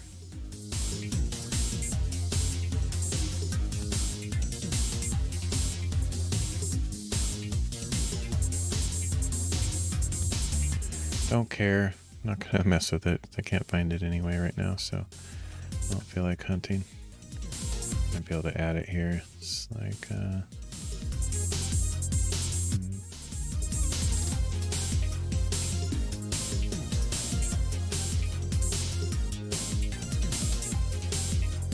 there it is. Okay, let's just try it, see what it does. It's like, ew, that looks like crap. I guess it is pretty smart, actually. Like, it's, if you take a look at the trees here, it's not really changing that, and it's not doing a whole lot in the foreground either. It's like it knows that these mountains are where it needs to apply the majority of the filter. So it is fairly intelligent, I guess. But honestly, I don't know. It is nice. That's a nice effect.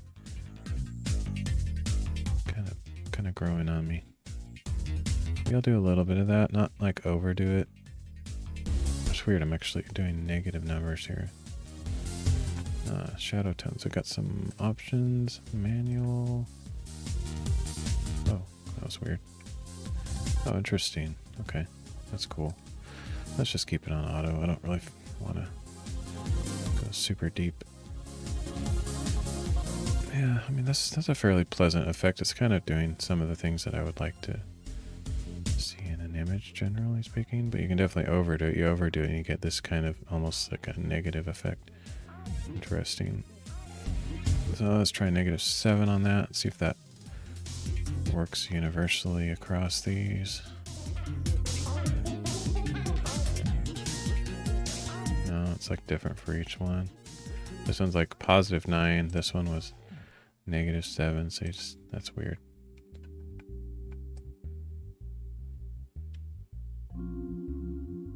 Yeah, I like that. I like what it does to the contrast between the background and the trees. Very smart. That's good. That's good. I like it. See, you gotta play around with new stuff every once in a while. Of course, what I would love to see is like massive definition on this mountain with all the trees and everything, and you could achieve some of that with major work, but I'm not willing to do that much work. For some reason, it's not showing which image is highlighted or whatever. Yeah, it's interesting also that each image needs totally different numbers to do the same kind of effect on the dehazing. That's kind of strange.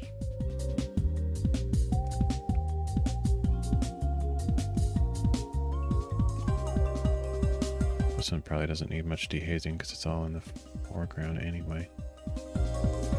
Now this might wreak havoc on the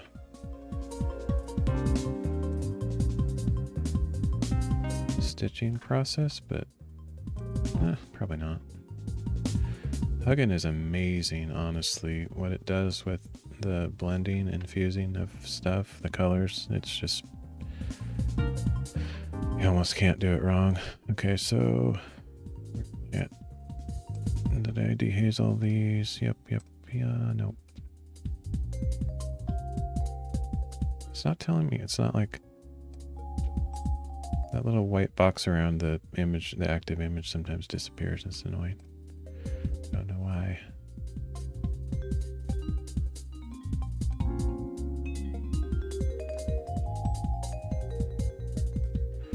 I don't know. I like some of what that dehaze is doing, but in some other ways, I'm like not really sure exactly what it's doing. It's just working its magic, and it may or may not have other adverse effects on the image.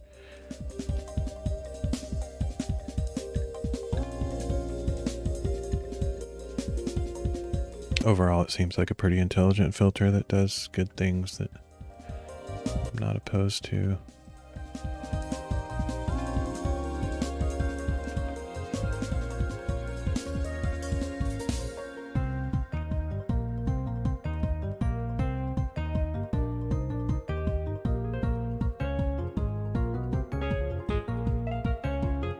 Brings back the saturation in key areas intelligently, and that's the thing I think I like best about it. Like that grass looks really desaturated, but when I bring this up, it pulls some color back in there, which is nice. Okay. This one doesn't look right. Okay, I think we're good on those, more or less.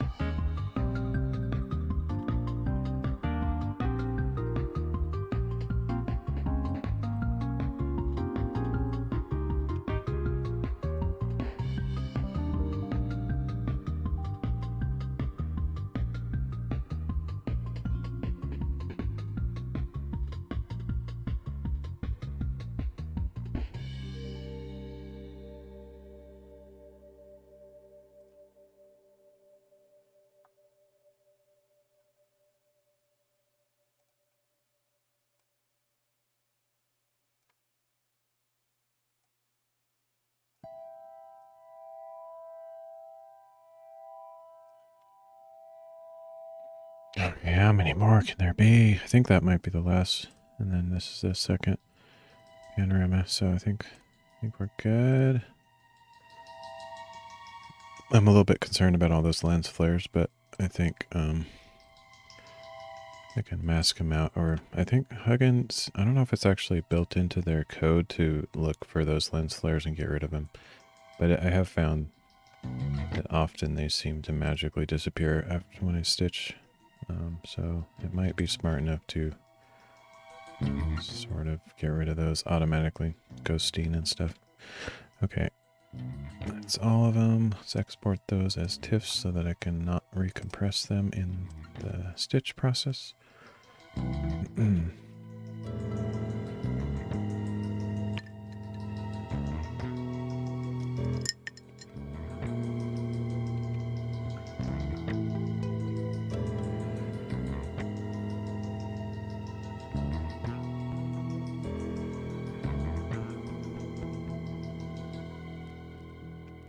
Oh, it's so bright.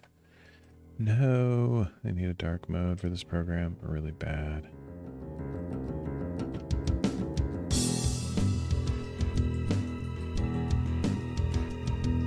I missed one somehow. 29. How did I do that? Doesn't even seem possible. 29. It skipped. Weird. It's like it didn't import. Alright. I feel like sometimes I'm doing some mouse movement that deletes an image, which should not be possible unless I hit the delete key, but I'm not seeing this in there, so that's probably where that big jump happened that I was talking about. Let me see if I can get that back in here. I don't know if the synchronize will do it. Hopefully that doesn't. Import 17 new images. Just try it.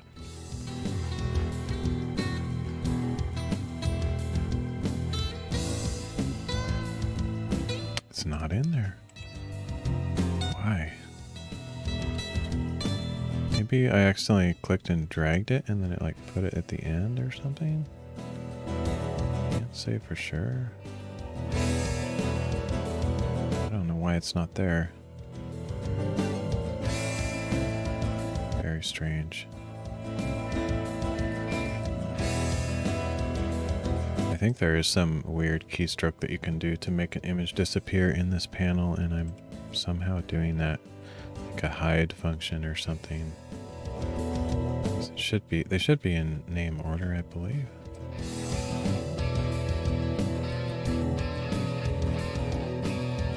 Manual. I don't know if this is the sort. Well, I guess that's probably the sort. So if I do it by name, date.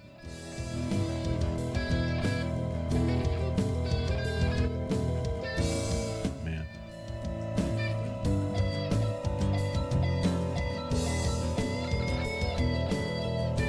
Okay, that seemed to do it, I think. So they were like sorted by some, I think manually, and so if I click and drag, it probably like drags it some weird place out of the canvas, or I don't know, puts it at the end or the front. I don't know. That's annoying. I've never noticed that's not by date order. Whatever. Now it's fixed, so I need to do this one.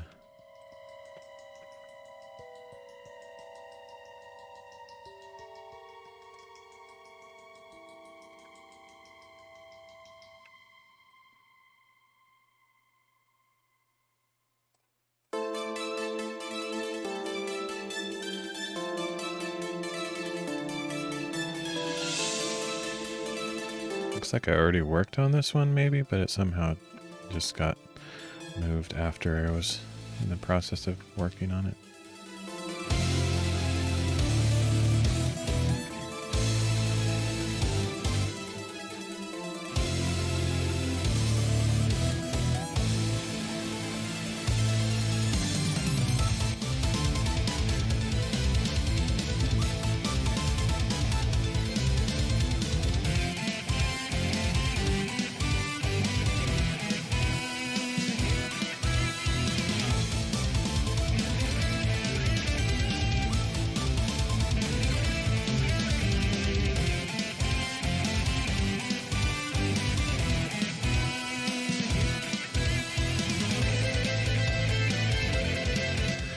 you're struggling to find those lens spots, you can actually like kind of fix your eyes in one position and move your image up and down, and they'll come to light. Like I don't see it just looking at it, but when I do this, I can see that there's another spot over here, and that's probably on all of them, but I don't know.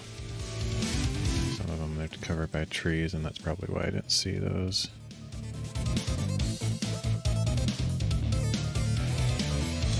Okay, so I'm going to delete all of those TIFFs that I made and reprocess these. Or I guess I could just... No, I'm going to redo them all because I don't remember which ones I changed. Looks like 31 is not in there too. That's lovely. Not much effort to do that one.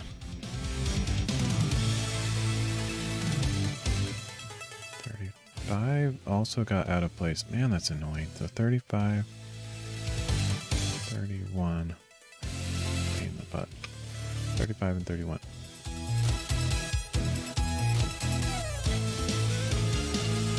Let's just count them in here.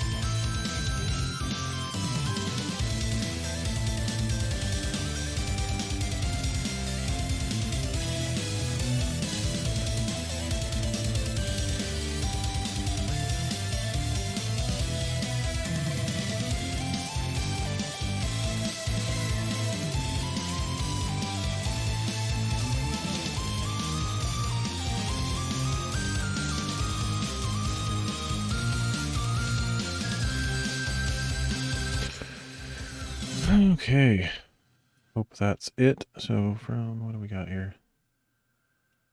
Just gonna click through 26, 27.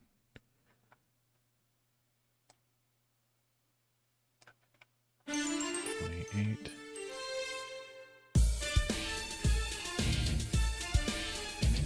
9.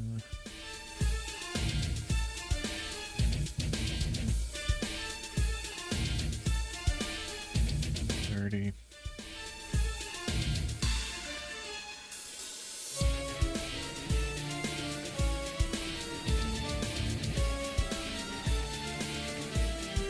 31.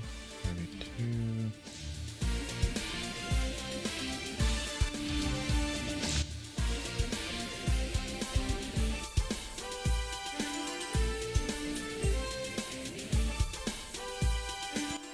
33.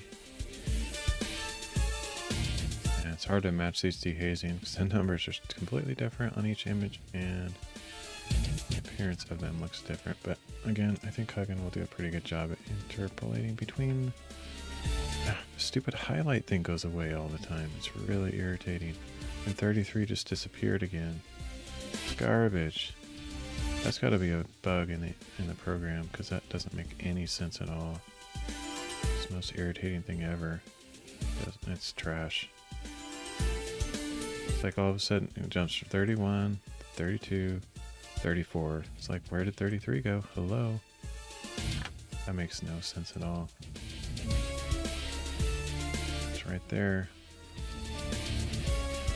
I think it's sorting them manually again. Is it in manual mode? Yep. It's like if I accidentally click and drag something like this, it's putting it in manual mode. It's super annoying. I don't like that at all. That needs to go away, period.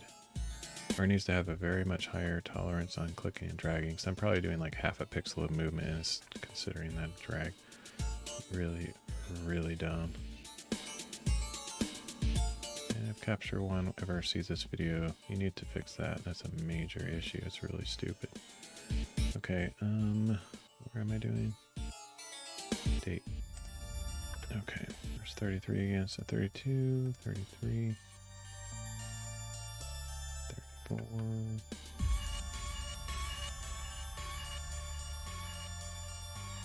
35. Yeah, that's definitely what was happening. It was supposedly clicking and dragging it, and then it changes the sort to manual, and then you seemingly lose images, and you may or may not notice. Like, I didn't notice that before. You have to really be watching closely.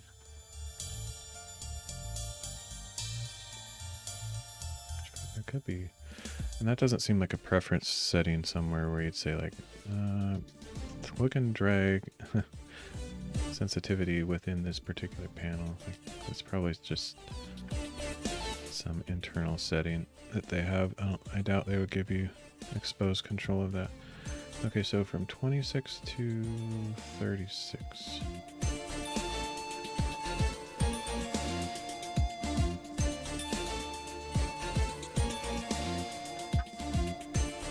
Took longer than it should have, but that's mainly because I was playing around with that dehaze, and that's an awkward tool because every image is affected differently, so all the numbers are different. You can't just copy the number from one image to the other in the same lighting and setting. It just may or may not work. But it's a good tool, and I like it, so I'll probably start using it occasionally or all the time. I don't know. Okay, so 26 to 36. This is going to be a big panorama. Whoa, mega bright.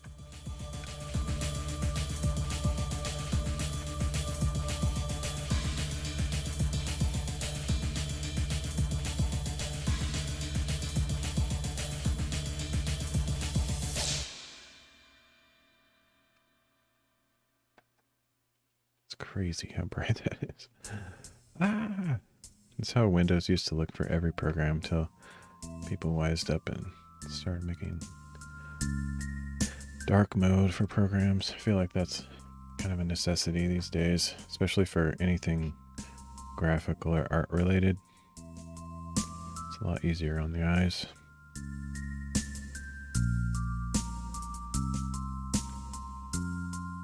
I'm gonna take a quick break. This will take a minute and be right back.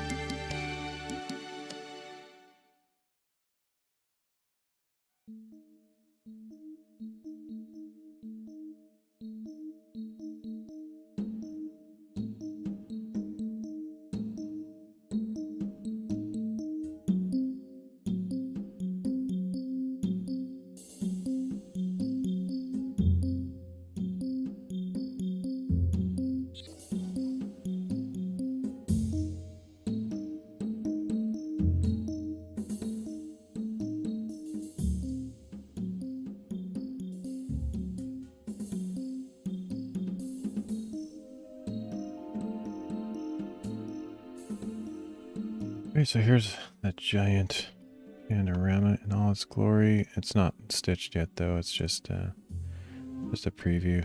Sometimes it does a really good job, Hugin, that is, in detecting the horizon line, but in this case it's actually over exaggerating it, in my opinion. I'm gonna pull it up a little bit.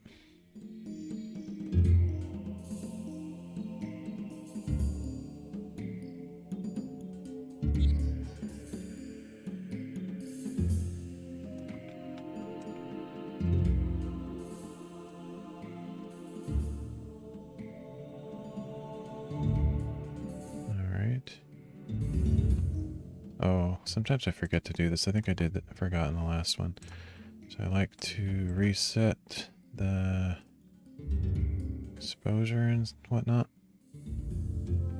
because I spent a lot of time correcting those myself. It's going to do its auto corrections, but I kind of want to use the work that I did. Sometimes most of the time it does a pretty stinking good job of correcting that stuff, but occasionally it goes wacky.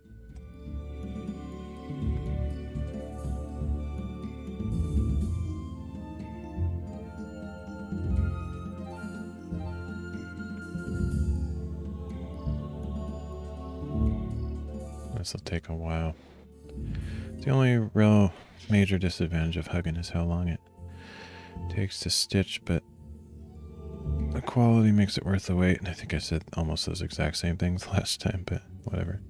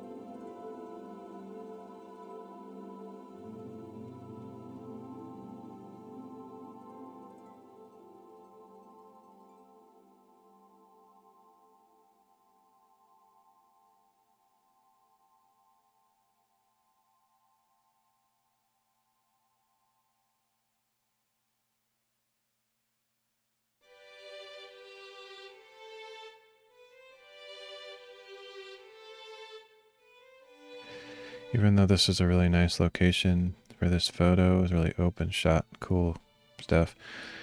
I don't know, it's just, I think the position of the sun really made it difficult to get the right exposure. Is sort of really darkening, silhouetting the mountain with the trees on it nearby, and that could have looked a lot better, like if I took it earlier in the day when the sun was shining on those trees instead of behind it, and various things like that. But it can't really change all that unless you specifically go to a place with lighting in mind, which I don't ever do that. I just hike when I have time, and if I get good photos, I do. If I don't, I don't.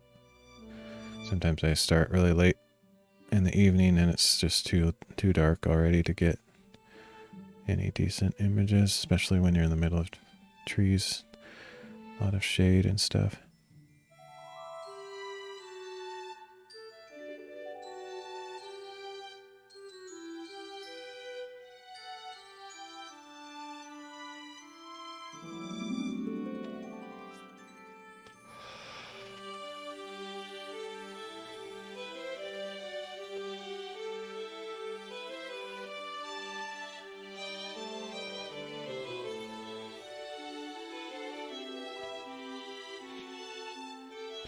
I definitely don't go on hikes with the purpose of getting good photos. I just go on hikes because I love hiking, and I just take photos just to kind of remember the experience, but they don't always turn out right.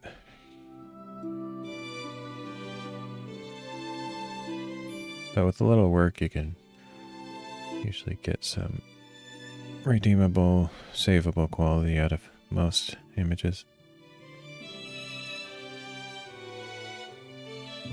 I wish I could get to the point where I could accept just a JPEG from a phone camera or any camera, just take snapshots, not have to spend all this time stitching and adjusting things, but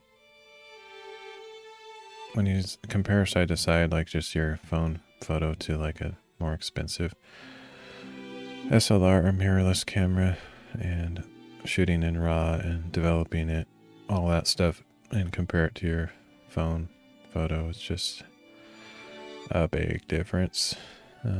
So it's hard. It's hard for me to, even though I don't care too much about taking awesome photos, knowing that I can make them look better and not doing it is, it's hard for me to make that choice. Although I think if I had a newer phone, I've also said this on my streams many times, possibly I'd be closer to acceptance of not having, or not feeling like I have to adjust every single image so much. Because cameras are getting better, like the phone cameras in particular are getting a lot better. And I've never had like the latest version of phone because it's not a big priority for me. I don't like spending a ton of money on a phone. But honestly, I mean, if you got an amazing camera out of a more expensive phone, then it would kind of justify the cost, because I definitely spend quite a bit on like a good camera. So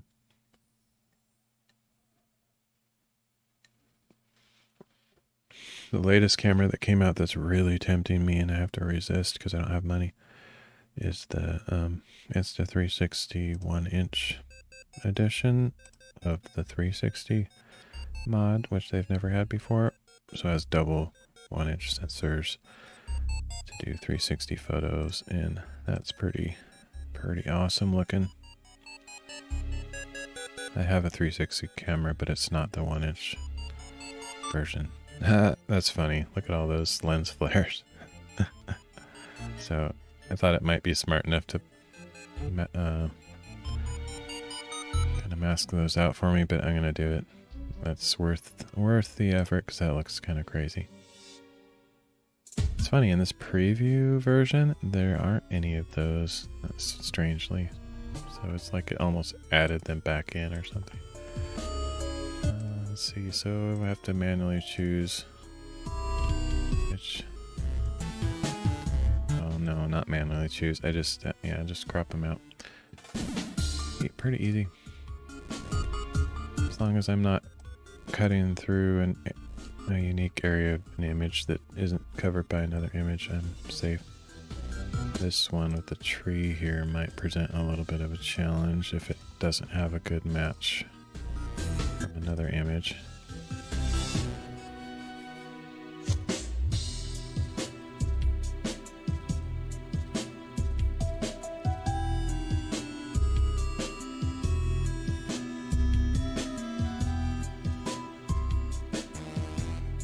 That one might present a challenge. Might be a jarring dark spot here in the midst of all that other light stuff. We'll just see what happens. Hopefully it works out. Never know until you try.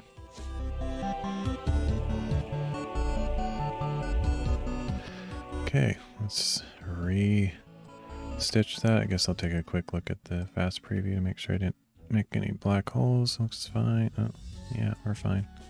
Oh, actually, the other thing I should check real quick is see if there's any stitching errors. It's pretty uncommon to have any major or really any stitching errors on these horizontal panoramas. They're usually more of an issue with the vertical panoramas. I almost kind of take it for granted that it's going to be fine. As long as there's no mountains cut in half. This is a little weird. Not sure what's going on there. Might try to... That might be related to one of the lens flares. I'm not sure. I think we're probably okay. I'll try... Oh, there's one. There's one. Okay, so I'll try to fix those so I don't have to do it again.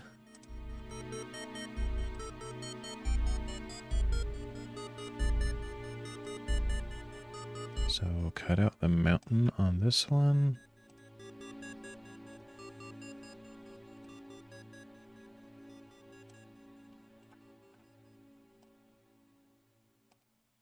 And this one.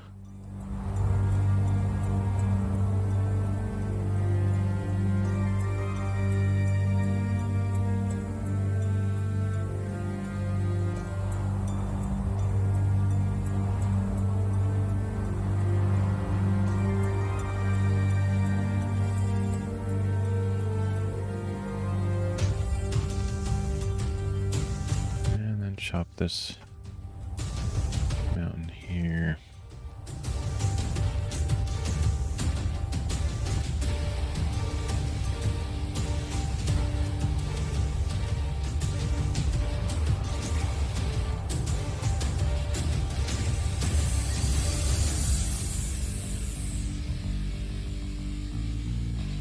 Still no black holes, so we should be good.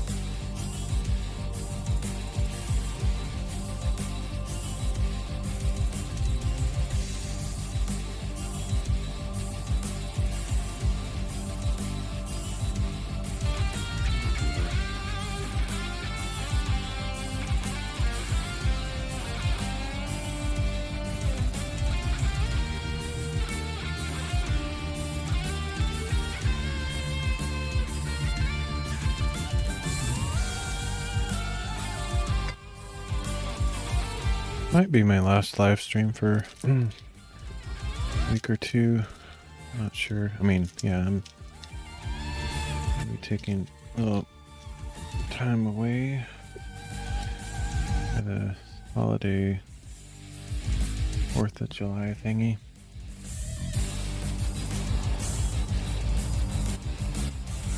I typically don't stream when I'm spending time with family or friends or whatever.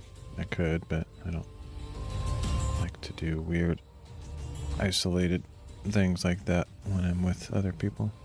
I mean, if I had a bunch of friends or family that also wanted to stream or something, that would be one thing, but it's kind of a unusual hobby that not too many people are interested in being part of. So I kind of feel like it's just my own isolated activity, which is fine. It's sort of isolated in the sense that I don't share it with anybody in my real life, but you know, I'm sharing it with the internet or any of y'all that are watching or lurking or whatever, so isolated, but not isolated. Sort of. Mostly isolated. It's fine.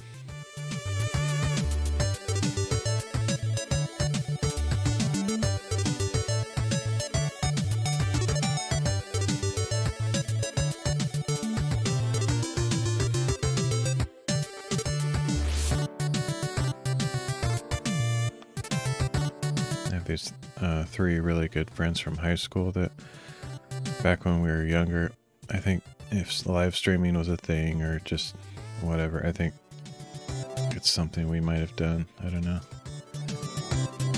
But now we're all kind of old and I got into it for some reason, whatever reason, but my friends don't have any interest in being part of it, which is totally fine, but it would be fun. So like it brings out your creative side, goofy side, whatever.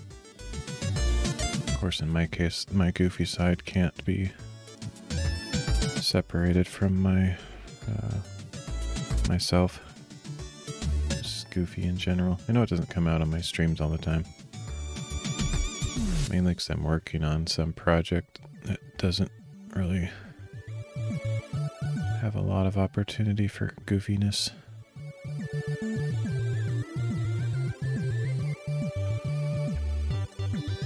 Okay, what do we got?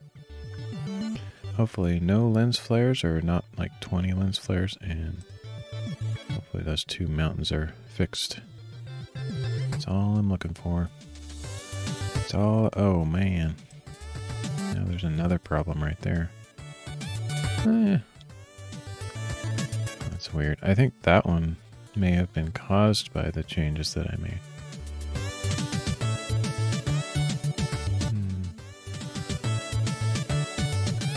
Oh man. What? Another issue. Weird. How strange. Why is that? Yuck. It's terrible. What in the world? Okay. Whatever. That's annoying. There's actually quite a few little errors. I don't know if... I think some of those are probably caused by the changes I made.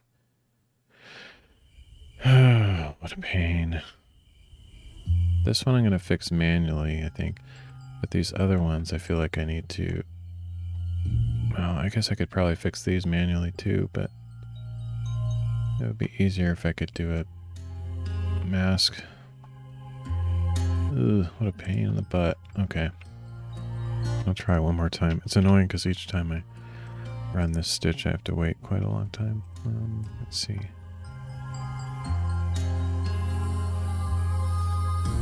Maybe I just overdid it on this mask and I can make it smaller probably. Maybe that'll help. Let's try it anyway.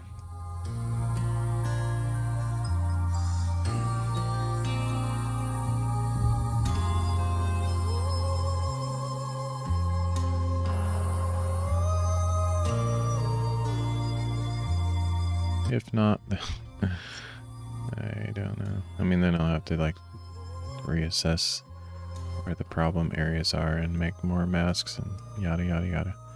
Hopefully this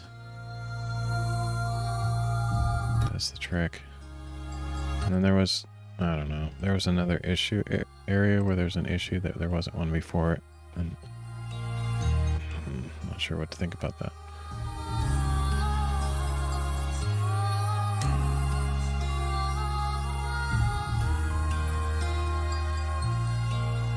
I'm gonna try just making these smaller because I feel like I made the masks larger than they needed to be. And it may have caused more issues than they solved, so let's try to minimize their effect.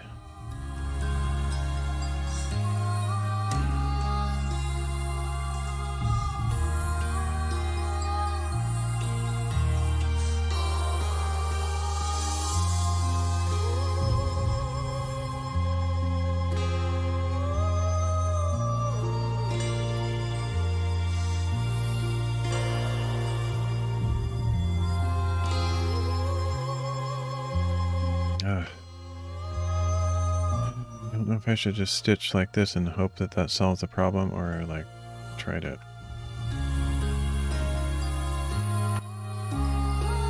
find each of those problems, and yeah, whatever. I'm just gonna stitch it again. If it doesn't work, I'll do it in a couple more masks, and this is gonna be a long one. I really thought it was gonna be easy, but it's annoying. A lot of sit and wait. Oh, one thing I was gonna try is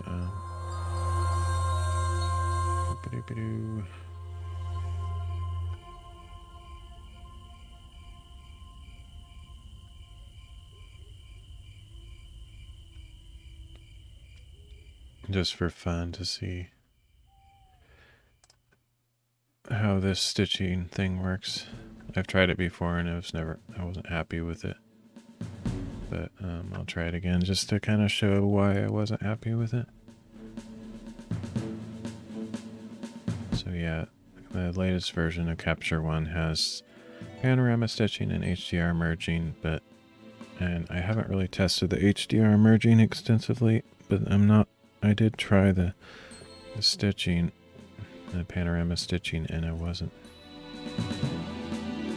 Oh, wow. And blah, blah, blah, blah. That's weird. It's like it didn't detect that there was a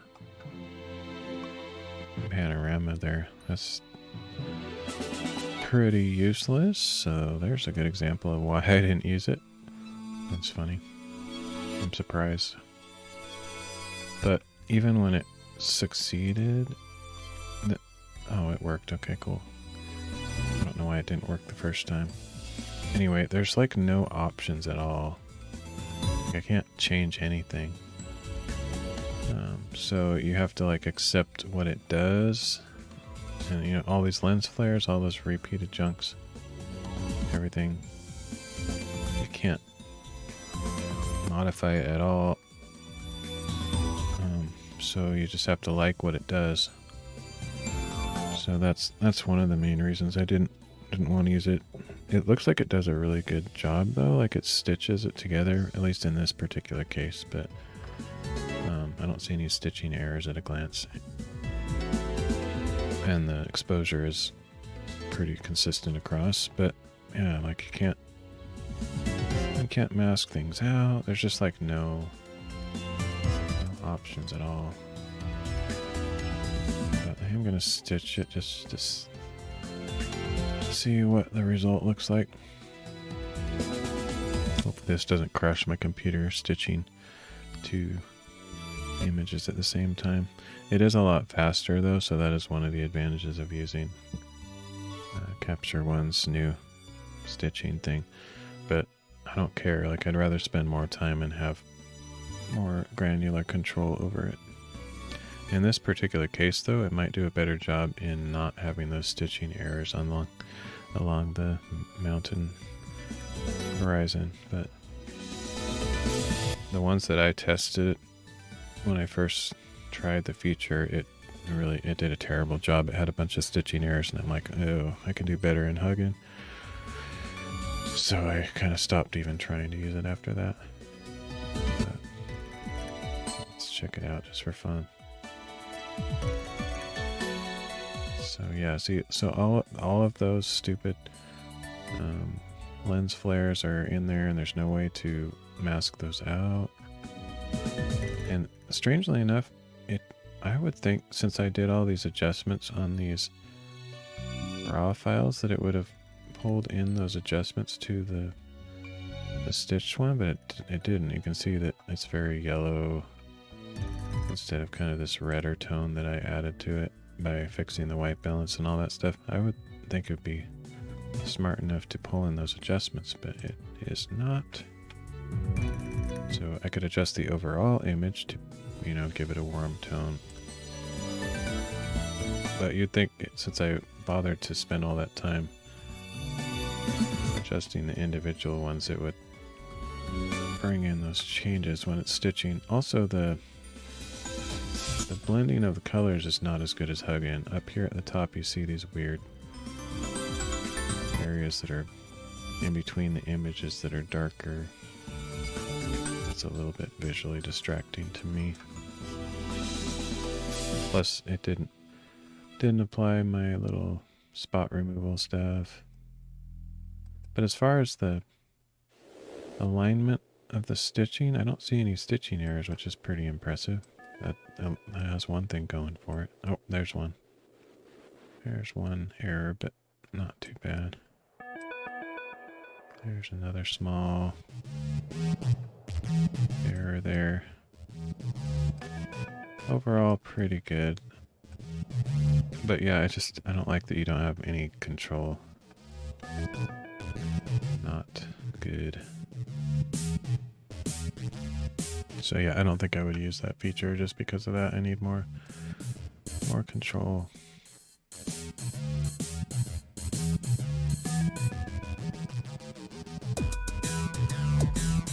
And it should, in my opinion, apply all the changes that you do, all the adjustments to each individual image, and then stitch them together. It's kind of weird that it doesn't do that.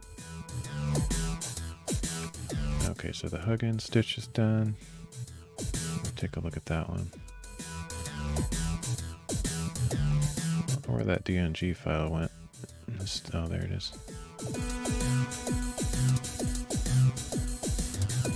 I'm just gonna delete that because I'm not happy with it anyway.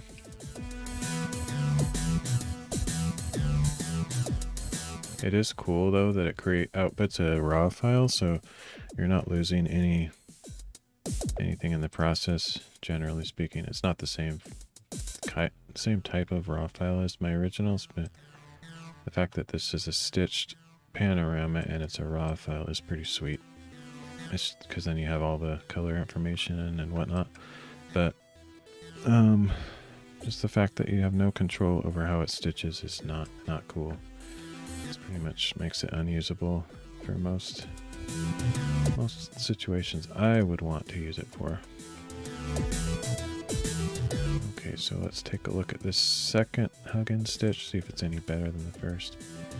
As far as those stitching errors on the mountains. Whoa, what? No, come on, really? That doesn't even make any sense there. I don't know what's going on. It's not liking my masks. There's definitely not a black hole in my setup here, so that's a glitch. That's a legitimate glitch. Not sure what to do about that.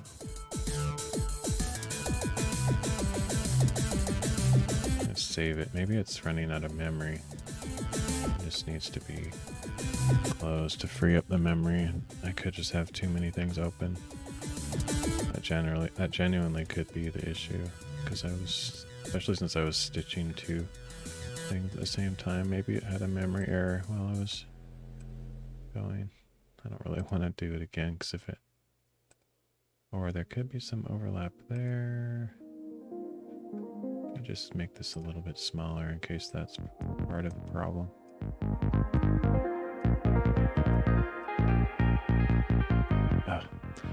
So sensitive. Like, this program and Adobe Illustrator suffer from the same issue of too sensitive on the selection of nodes on your node editing. It's like to be like exactly in the center of the node or it doesn't select it. I don't like it.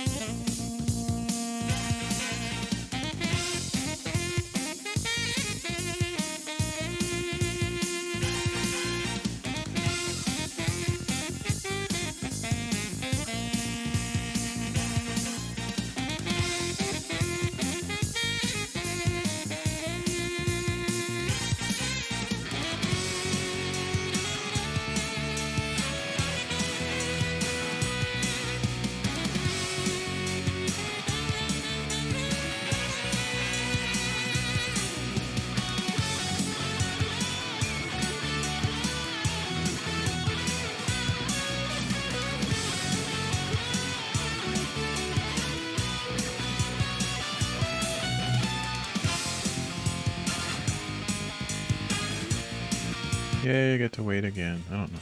I hope this fixes that. I don't know what's going on. And then this thing up here, that is very strange too. Can't tell you why it's doing that. Oh, I wonder, because I was running those at the same time, if it actually was trying to read the same image at the same time, but I don't think so, because in Hugin it was running off the TIFF files, and in Capture One it was running off the ARW raw files, so there shouldn't have been a read-write conflict there, but I'm not sure. If it wasn't that, I don't, or a memory running out of memory or something, I don't know what else I think it could have been. I'm gonna shut down Affinity Photo, and I'll leave Capture One open, but just save this file and then close Hugin just to free up the memory and start over and see if that makes any difference.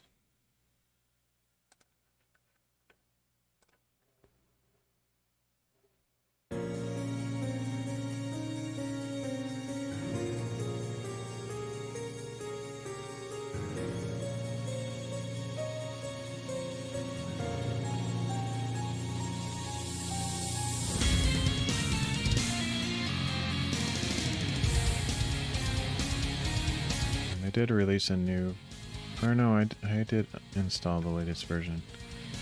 Yeah, so can't. What? Why does that look black there? It just hasn't drawn the layers yet. That is weird though.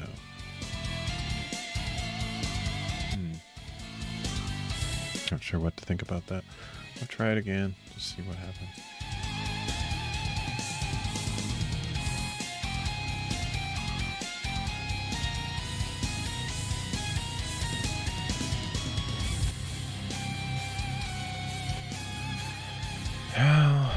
I thought it was going to be a quick one.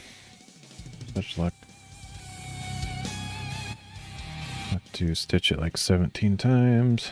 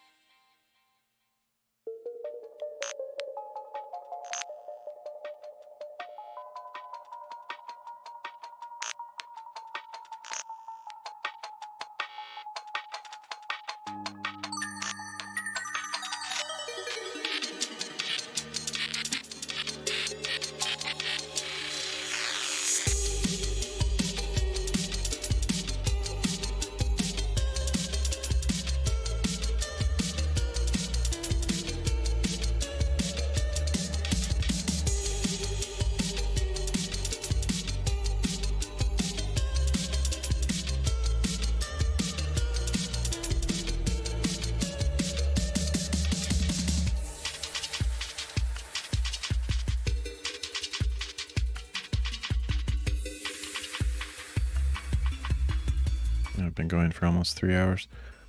Can't go too much longer. Definitely don't want to reach the 4-hour limit thingy.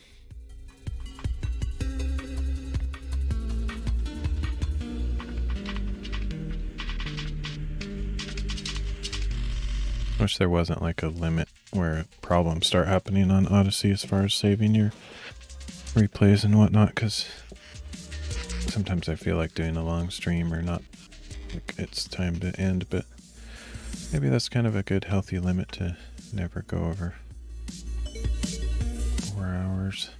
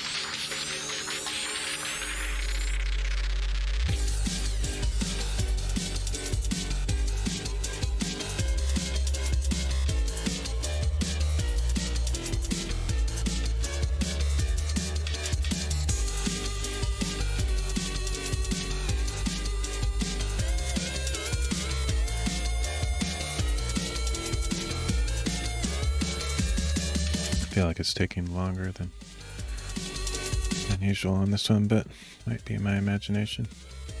I just hope it works. I don't know. I don't have a good confidence that it's not going to have that same black hole in it, and I don't know why it's doing that.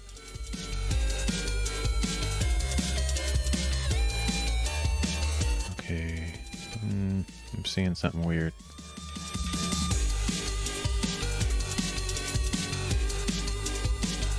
Yeah, look at that.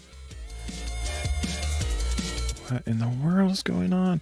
It's like, it's not the same error as the last time.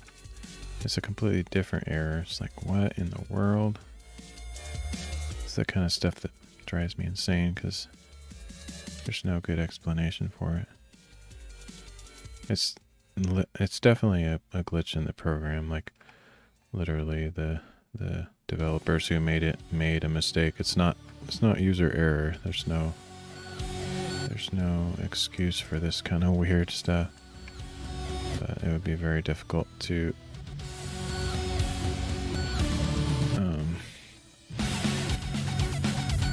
get that fixed because it's such a weird random thing. It's really bad though. It's very, very bad. I just have this hunch though that it's some kind of memory problem. So take a quick look at Task Manager and see if we're like really low on memory when we're doing this stuff. Okay, so Capture 1 is using like quite a bit. Maybe I'm gonna try closing. I mean, Capture 1 is using like 4 gigs. It's crazy. I don't know why. I'm gonna close Capture 1 and try that stitch again just in case that is part of the problem.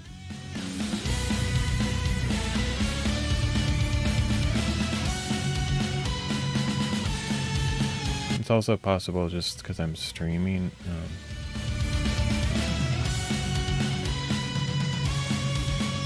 That, you know, just all the graphical conflicts and different things with the streaming software versus all these graphical programs. Could be something like that. I don't know.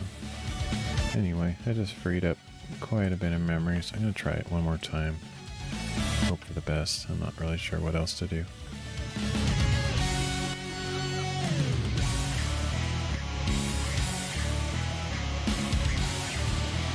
I don't think I know I'm getting a little bit low on disk space, but I don't think I'm like right on the edge of being full or anything. I don't think that would be it.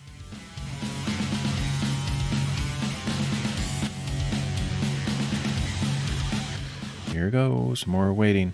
It's just a lesson in patience. It's so much fun. I can't believe it. Actually, while I'm waiting for that, I should get it on some other not so bright background.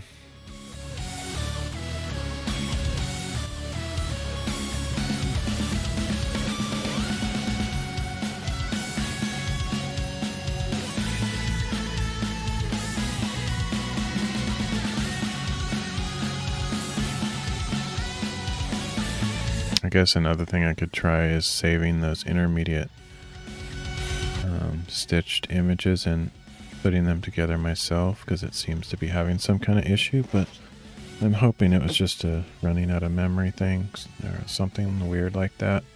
And I mean, probably if I like reset my computer and ended the stream and all that, it might clear up whatever's going on, but I don't really feel like doing that.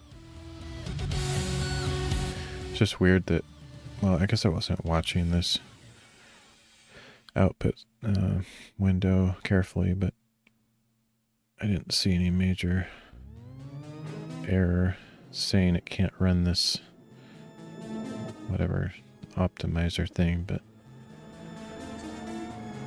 seam line endpoint outside of cost image, so it's having little bits of errors, I think, but I don't know how critical those are.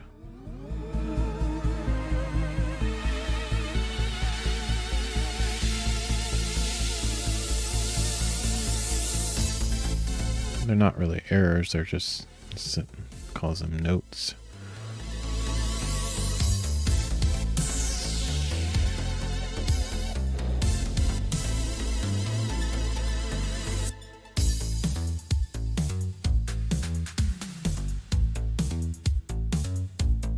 Love the beat on this song.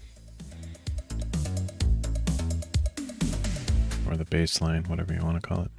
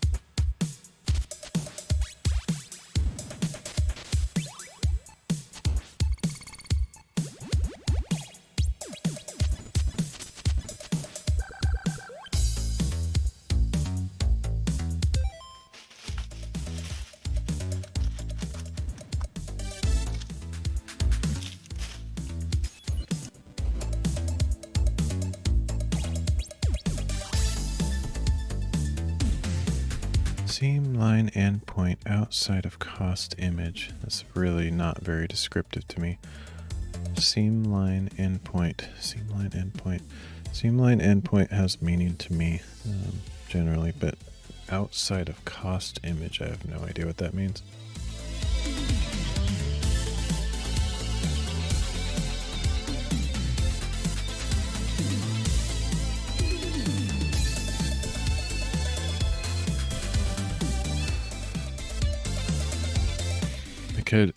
There could be some issue with the placement of where my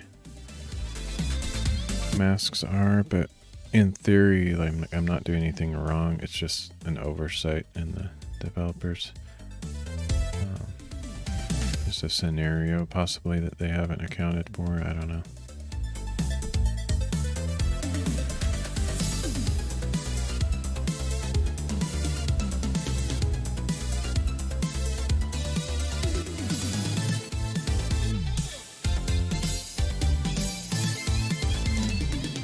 didn't fix anything. Same problems. Yeah, it's annoying. So let me think about it. Oh, see, it's different problems. Like, I didn't change anything at all, and it has a different result. So that's clearly a major bug in the program. The only thing I changed was closing it, opening it back up. Let's see, what else can I try? I'm gonna try one of the other output modes, see what I can do. I'm gonna try this one.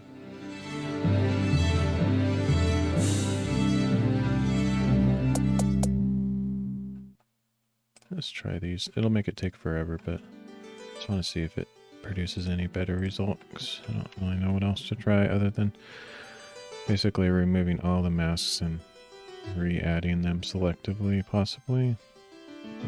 But I don't really feel like doing that. Actually, maybe I'll do that. Okay, what I'm going to do, come into the masks and only keep the ones that are related to the removing the lens flare. I think maybe I've experienced this before where if you have multiple masks on the same image, which shouldn't matter, it just seems like I've seen it wig out like that. So let's just try to minimize how many masks there are. Get rid of all the ones except for the lens flare removals.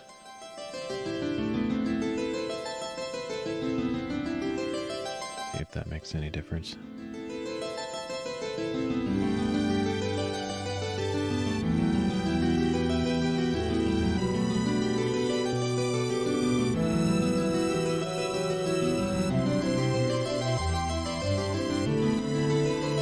Okay, but then I'm also gonna try these other modes and see if that does anything.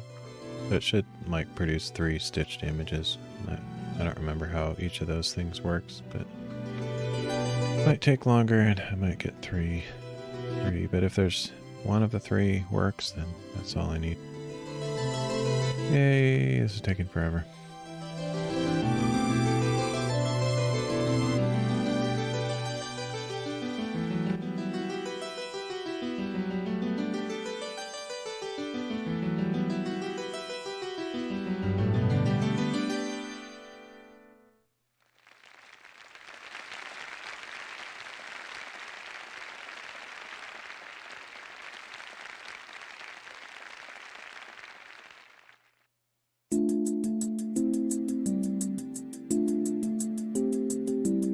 I feel like I could fall asleep just sitting here listening to the music.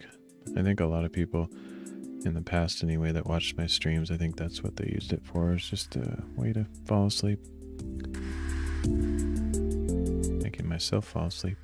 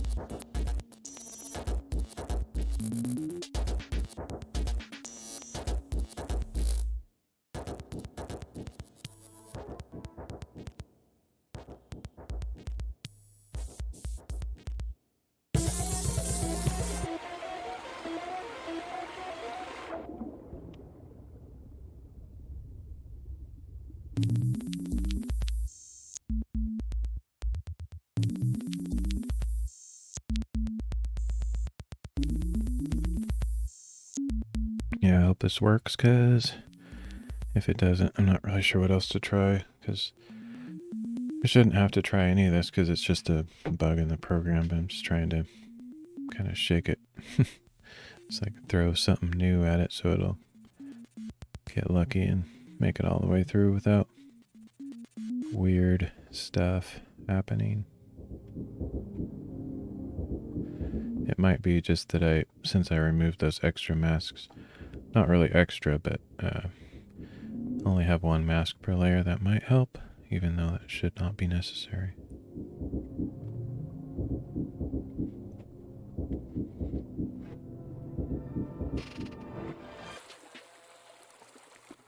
Actually, I think this is the first finished image of the 3 that it's working on, so hopefully this doesn't overload memory and crash or something, but this is looking good. Like, it's basically the same as what I had when I first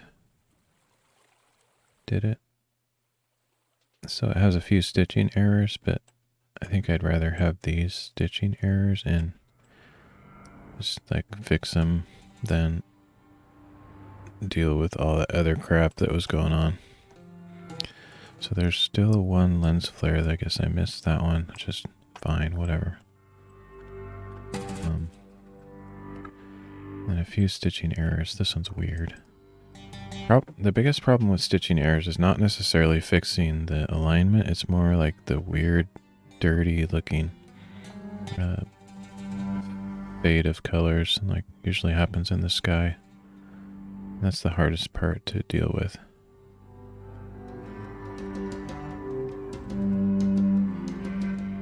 Like this stuff just looks like there's a big dust cloud or smoke on top of the mountains.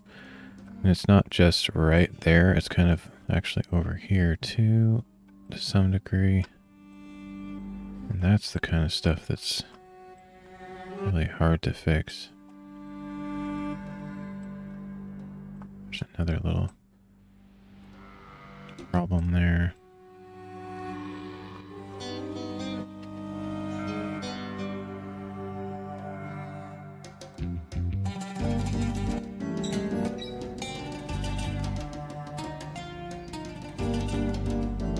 But this is better than what I was seeing in those other ones, that's for sure. Even though it still sucks. What I might be able to do is, I think I'm saving the individual layers, and I might be able to just copy and paste some pixel material from an area of one of those if it's aligned similarly, and then I don't have to manually fix the junk. We'll see how it ends up. Did it finish? I think it finished. Cool. Okay. Let's see what we got. Okay, here's the second stitch. These probably all have the same issues. I don't even know honestly what the difference between these two is.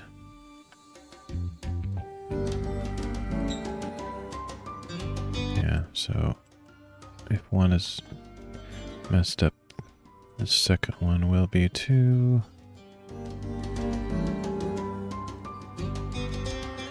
But like I said, I can maybe... Let's try this. I'm going to try it. So let's get...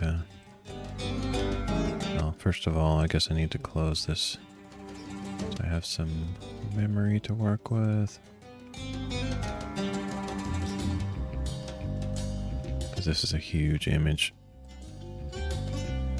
Almost a gigabyte.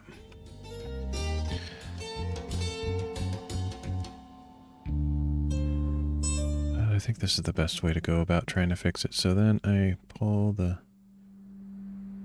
image that's that zone and try to copy some stuff from it. So let's try that.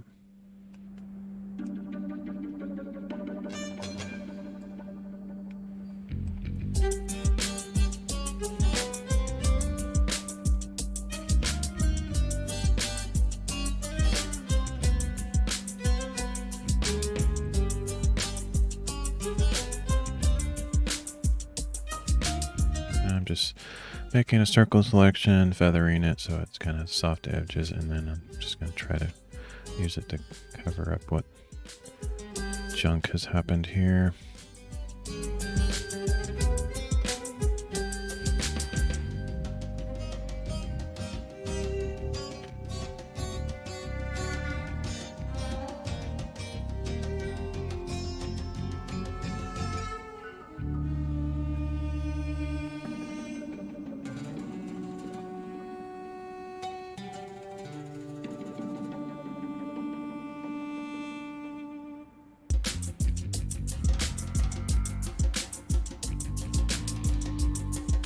Fix this one area and messes with another, but I feel like I can work with that by maybe doing a mesh warp, something like that.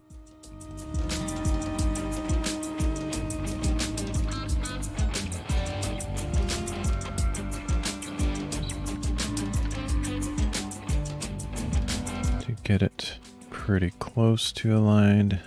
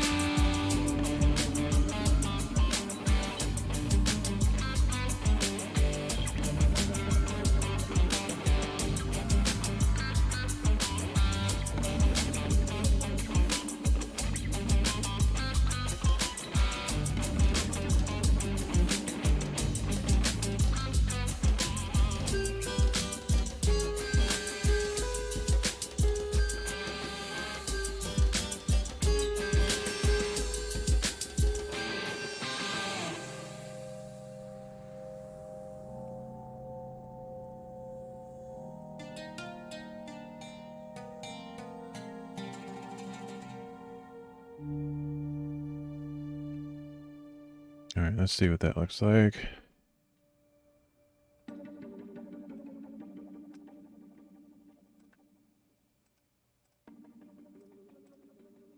Got a little bit of exposure. Exposure change in the sky that I need to deal with. Other than that, I think that's definitely better overall. There's going to be some cut off trees down here, but no one's going to ever notice that because they're tiny background elements. I can't even see any problems. So that's fine. Just have to deal with this exposure issue in the sky, and that should be relatively easy to do with just a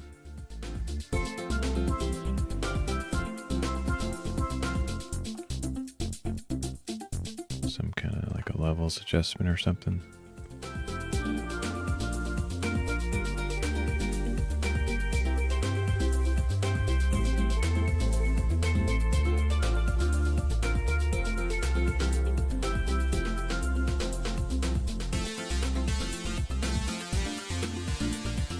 remember how to not show the little crawling ants thingies because I kind of want to be able to see the transition a little bit more clearly. Probably some setting.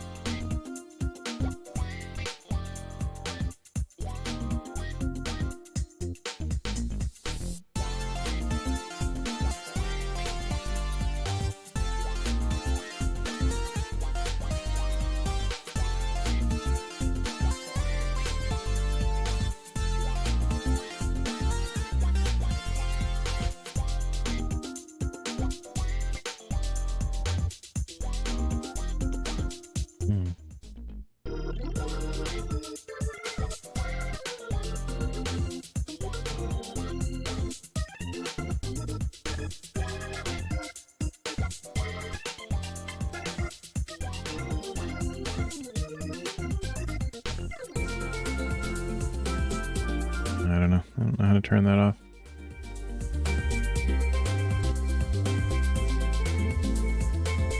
Okay, it's looking pretty good. It's matching better on, well, it's not great actually, so I'm gonna, oh great, now it's crashing or something. I guess maybe this program just is unstable and it just giving it too much benefit of the doubt. But I think it really only does this kind of stuff when you're working on gigantic images.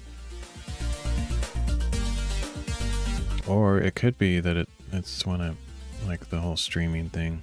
I really don't know what that's doing to the video card and other system resources that might cause programs to be unstable.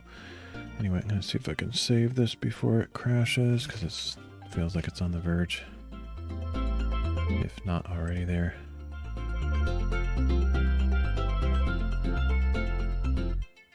But this is a huge image. Well, I mean, I guess it's not. Yeah, I mean, it's pretty big.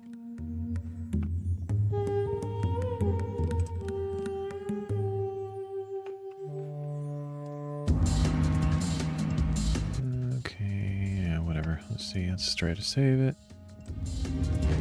before it crashes. I guess I can close this one too.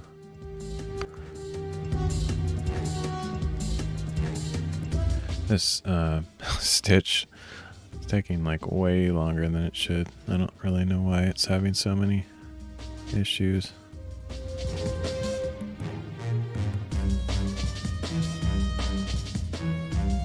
May not even save before it crashes.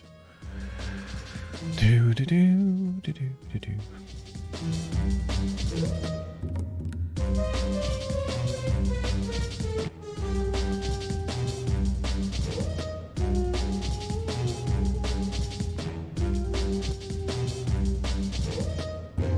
Oh, dummy me. I shouldn't have flattened that. I didn't mean to. I mean, I just shouldn't have, because I wanted to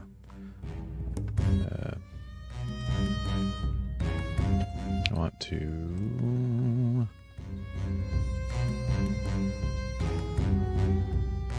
erase parts of that layer, so yeah, let's just save it now.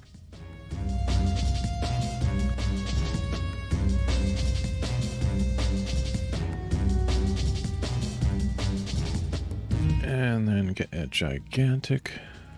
I thought it was done, but apparently not.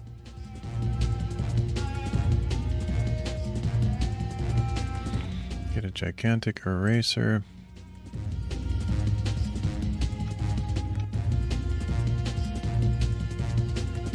No hard edge, and just start kind of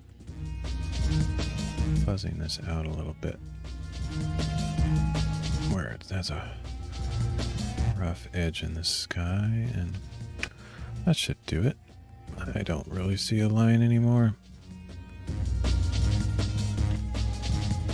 The only problem is I erased too much and kind of got think I got some of that mountain there. So let's make the brush not quite that gigantic.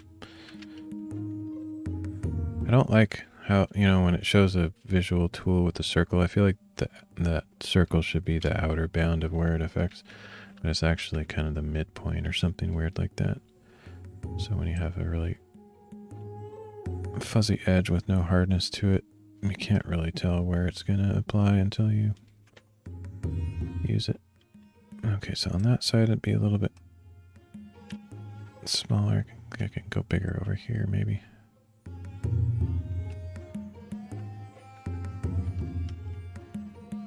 Okay, I think I'm good.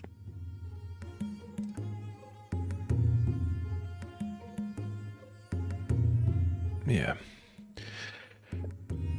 So I just need to do that same process several times for anywhere where it has a problem, and that should do the trick. Kind of laborious, but at least it works.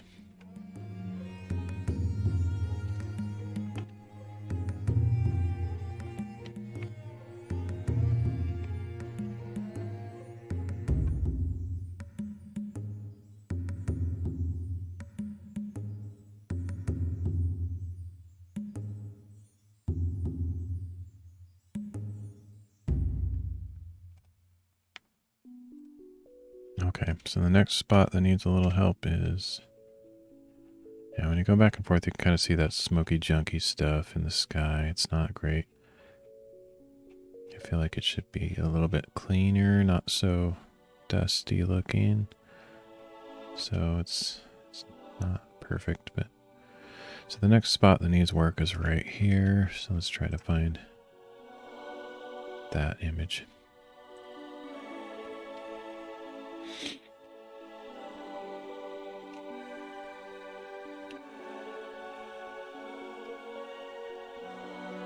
Might be the same one. So number, wait a minute, number 7.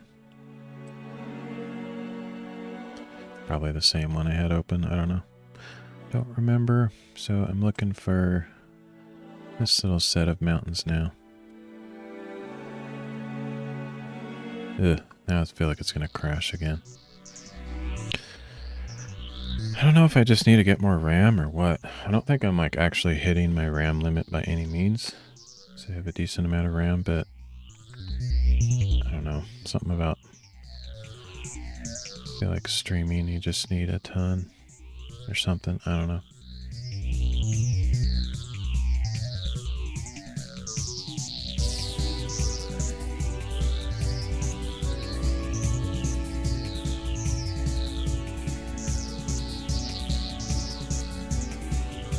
I don't know if I should wait for it or just reopen.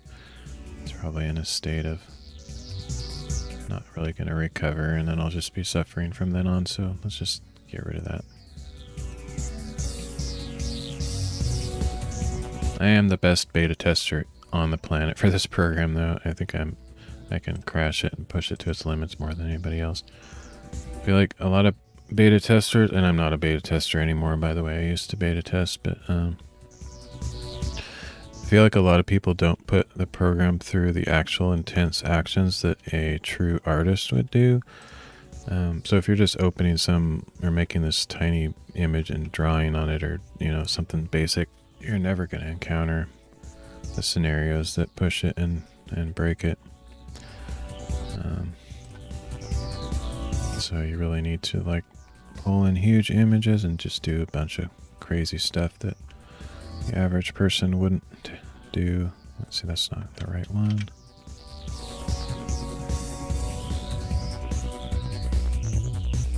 It's this one.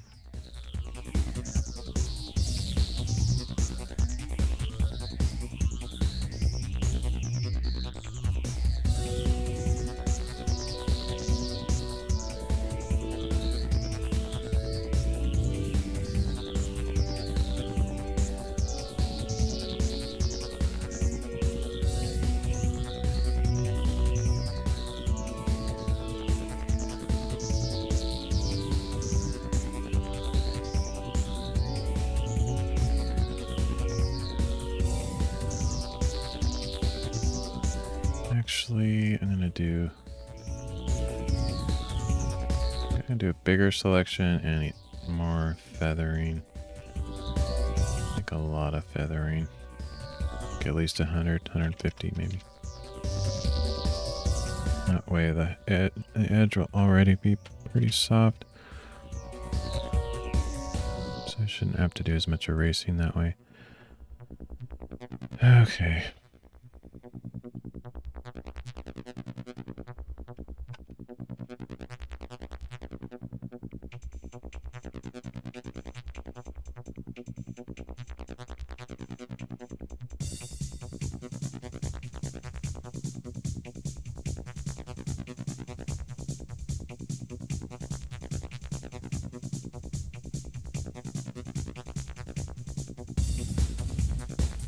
So I'm putting it in the difference mode, just trying one that shows the contrast between the two contours good, well, so that I can adjust the mesh warp more easily. Last time I was using, just changing the opacity, but I think this will work better.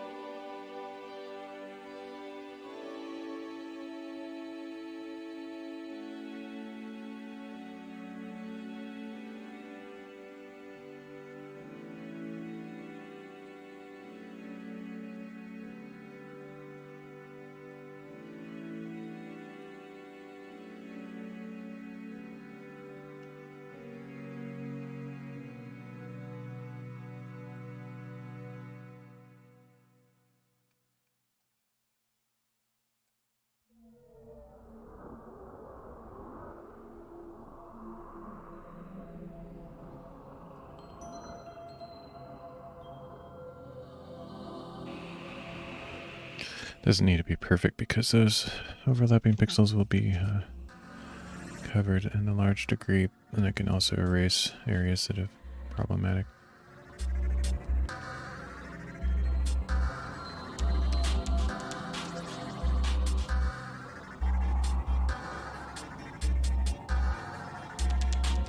Okay, that should be pretty good. It's not perfect, but close. And I just change it back to normal and check the edges.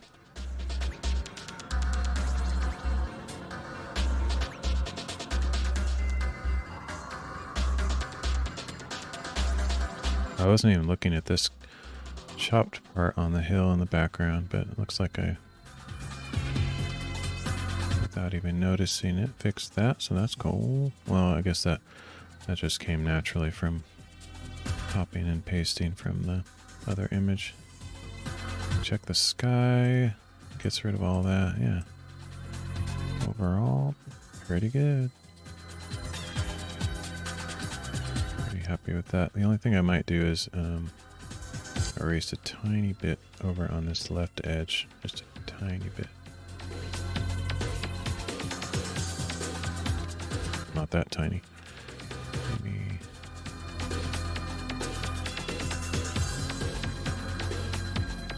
right there. That should do it.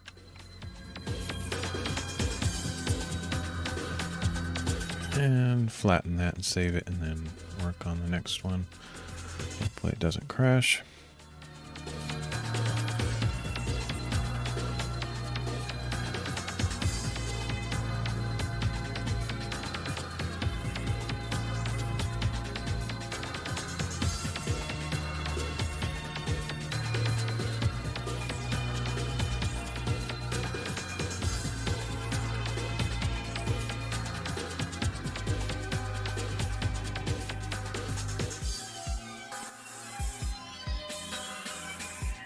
Okay. Next, what do we got?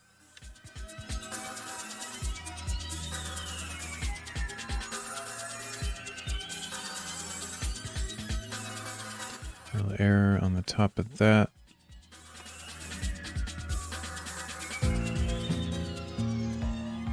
It's got to be the next one.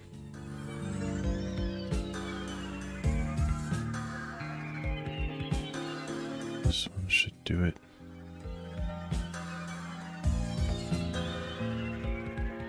I'd get rid of that lens flare though, that'd be nice.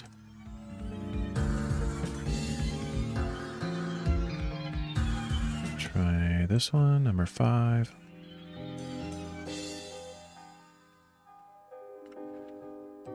Okay, so I'm going for right in the middle of that semi-flat sloped area right here.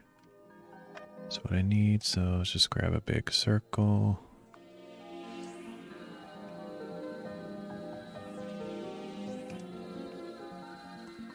I liked what that did with the bigger feather, so I'm going to go like 150. And paste that in. Whoops.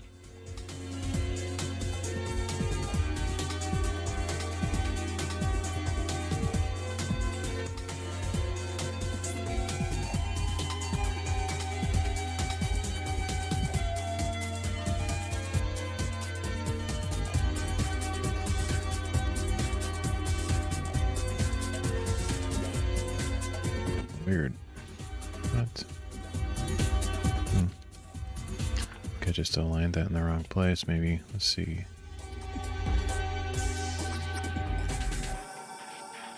What? Oh, great. I think I just crashed the program for no reason. It's so... yeah, it's super unstable. Good thing I saved it, though. Yeah. Give me a program to test, and I will crash it for you.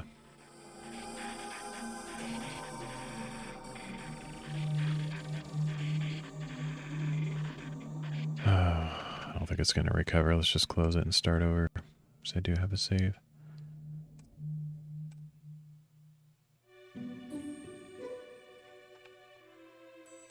It's got to be embarrassing, though. If Affinity or Seraph ever watched this, they'd be like, oh, crap. I thought we had it down. Like, nope. They just didn't have me test it.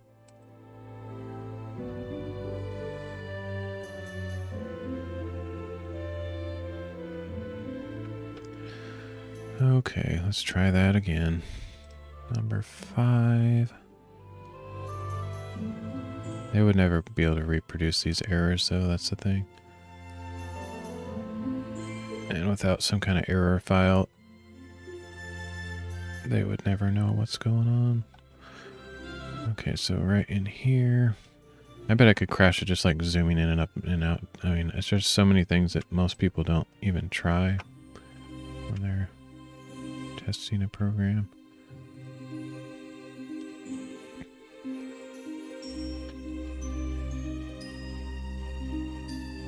Oops. That's weird. Huh. I don't even know what happened there. That's actually another glitch. So I have a selection, I cut it, or I mean I copied it, and then I paste it, and look at that. It has white around it. Doesn't make any sense.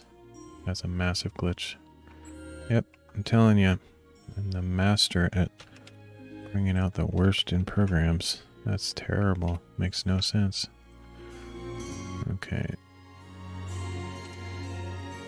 Let's feather that. That really doesn't make any sense. Just start a new selection.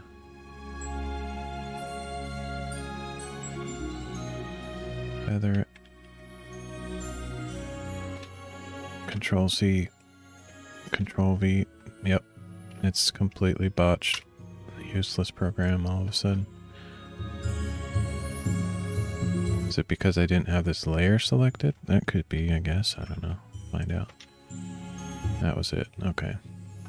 That might not be a legitimate flaw. That might be an intentional feature. So that if you don't have a layer selected, it's like copying from the whole thing merged or something. It's still weird. I don't know why it would have that white background on it, but whatever. Okay, so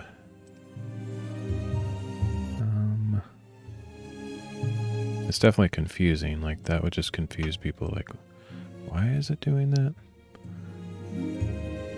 Okay, so this is definitely very skewed. I might just try skewing it before I do that mesh warping stuff, just to see if I get any closer this way. Wow, it's also scaled very differently. These are matching, but this here is actually right there, so it's like it. Oh, that's very odd.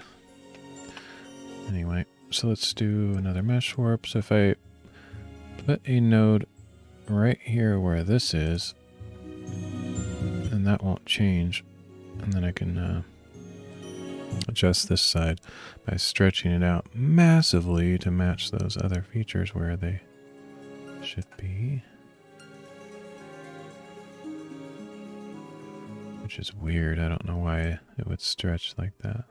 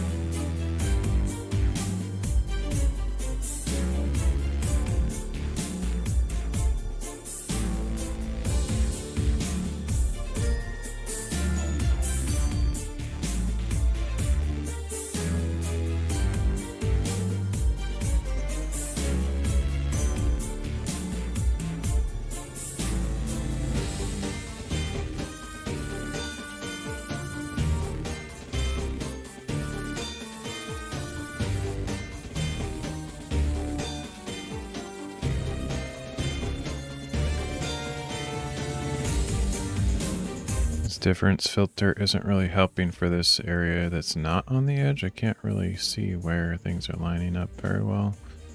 It only really helps with the high contrast areas. I don't know if one of these other things, I can't remember what these are called. Things.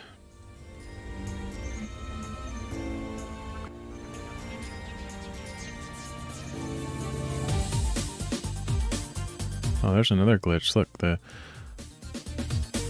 preview isn't changing. It flashes the change instantly, but like then it goes back to the difference. It should, as I'm hovering over these, stay and be able to see what they look like. I think that's because I'm in the middle of the mesh warp. It's not. That's another.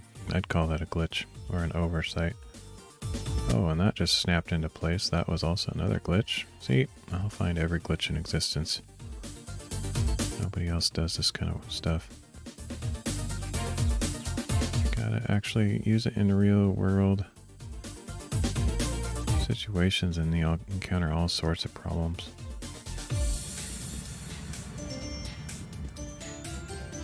Not huge issues, just kind of annoyances, so you can't really use it like you'd like to. Okay, I think I have this close enough to the point where I can just start, I can merge this in, or I mean not merge it, but commit the change to the mesh warp and just start erasing areas that don't jive.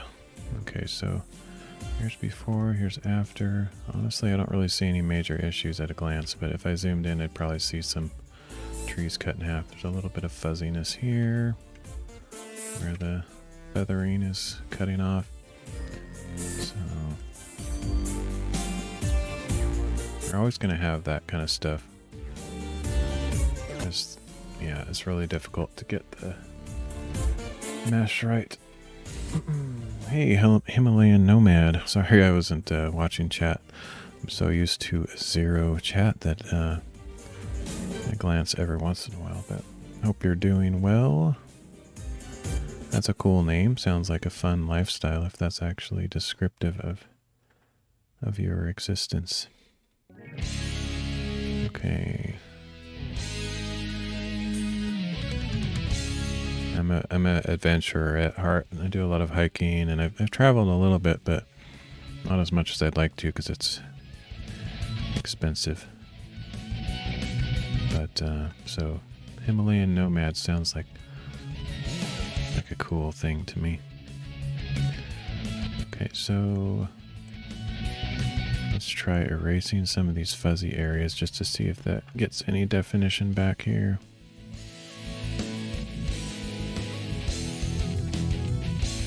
Oh boy, I think I'm going to crash the program again. Oh, maybe not. Let's save it though, just in case.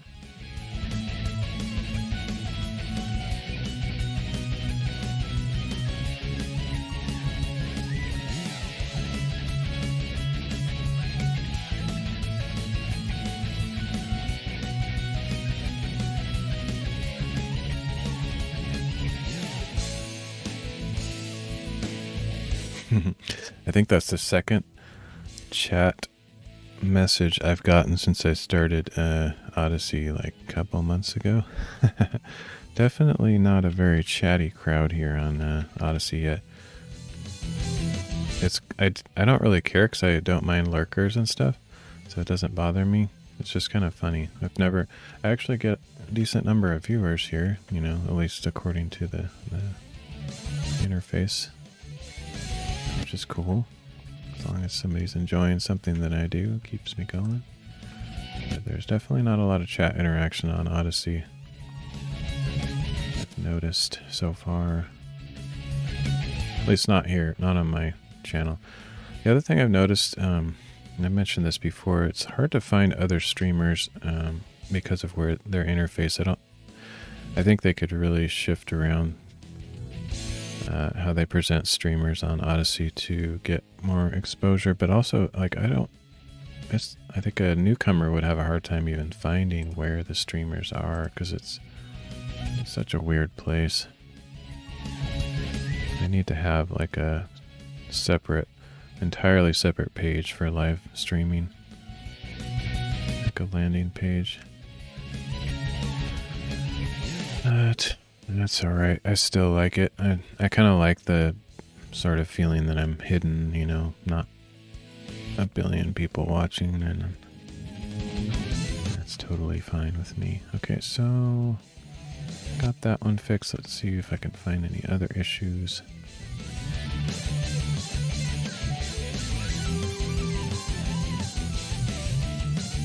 Can't tell if this looks like it might be broken here. Let me pull up one of the original component images of that spot to see.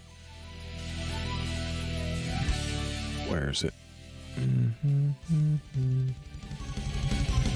Is that it there? That's it.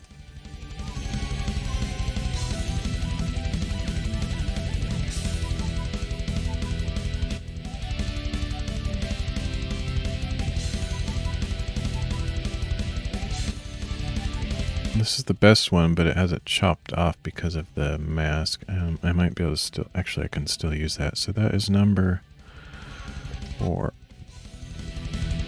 I think I can use that.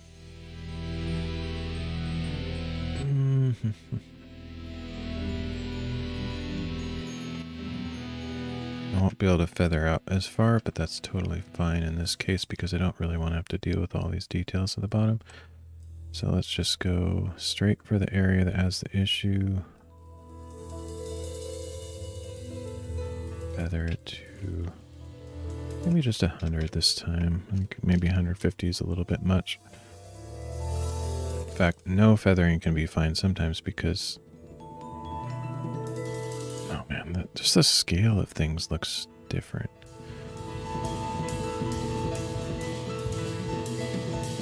Oh, it's so different. Like if I align this mountain over here, and that one's like way off, so it's like stretched differently. But that's fine. That's what I do with all my other adjustments. Wow, it's gonna crash again.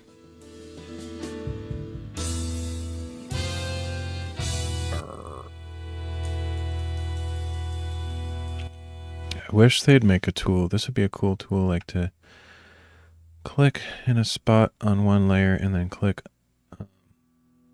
on the spot on the other layer, and then it would just like align those points, like using maybe a perspective algorithm or something. And if you maybe I should try perspective first before I do the mesh warp, just to get it in the pretty close position, and then start fine-tuning it with the mesh warp if I need to. Okay, it's totally locked up. Yeah, fun times.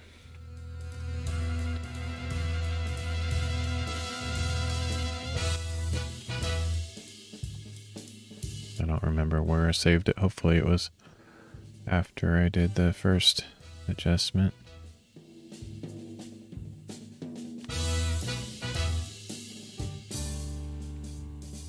Or second, rather. Yep, that looks good. Oh, but this is still there.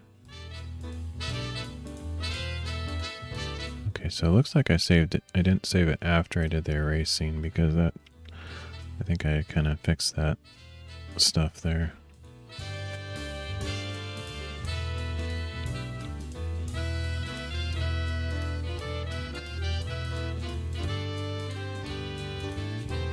Oh, let's flatten that and then save it again. Yep, good times with...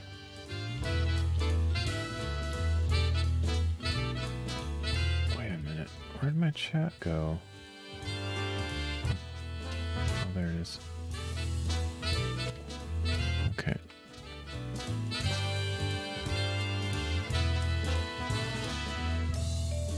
And did I save it? I don't think so. Save that. That's probably what I did, is I thought I saved it, but didn't.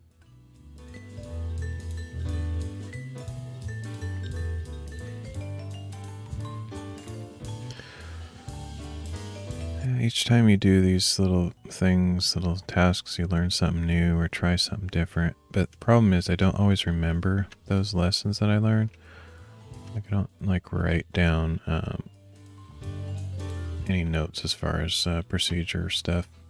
So if I haven't done this particular task in a while, I kind of forget, and then I have to try to recall some of the tricks I've learned over the years, just hopefully remembering something. Otherwise I just have to keep going through the same trials each time. Okay, so let's get that same general circle here. Maybe a little bit bigger. I don't know, smaller. No, smaller. Let's just only get the area that needs to be fixed, because the bigger it is, the more things I have to line up. So we want to get from pretty much that whole little gorge area, kind of focusing more on the right hand side than the left, so right about there maybe. Feather that to 100 pixels or so.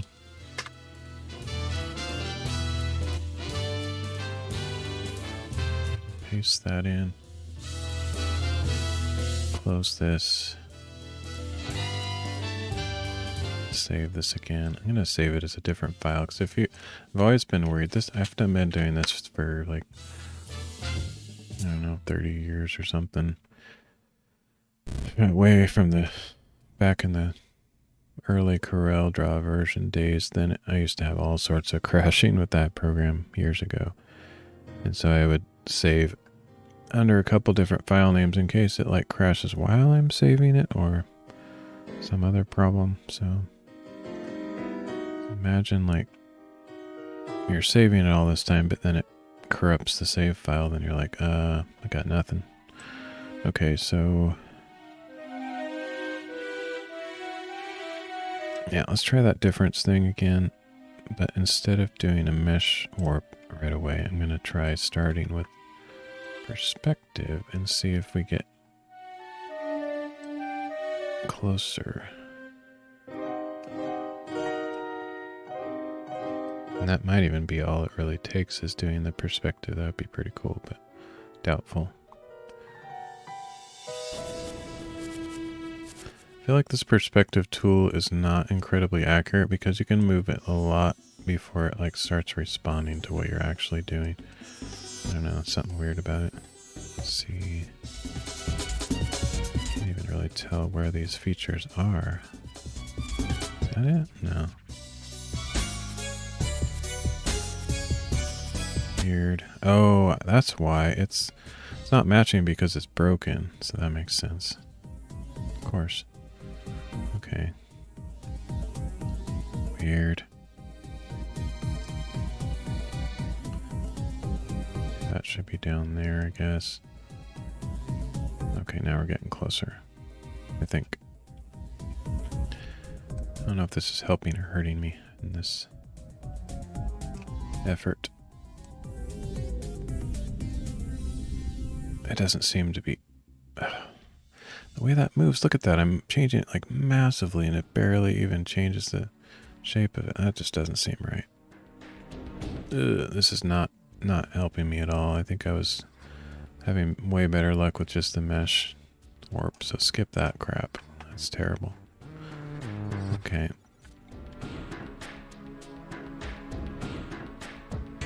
That was very strange and awkward. Honestly, I think I can't say for sure, but that felt buggy too. Like it wasn't really doing what I felt like it should have. Just when you're moving the perspective points around and it feels like it's not even making any difference, or it's making an inappropriate difference. Okay, so I am not seeing the overlaps very well here. It's because there's not high enough contrast in the material, I think. Wow, this is not aligning at all. What? Wow. Okay, let's try some other thing.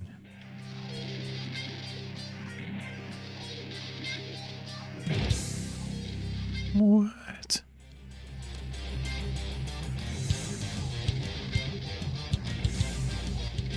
Makes no sense. Seriously. Like these features don't line up at all. Like I have to stretch it massively.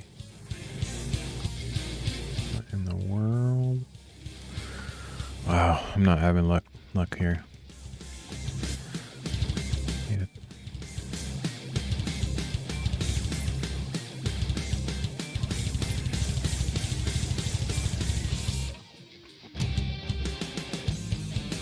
Wow, that just suddenly jumped into a very strange position.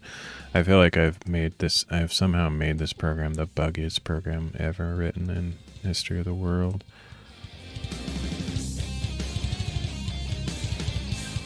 Ugh, this is like not cool.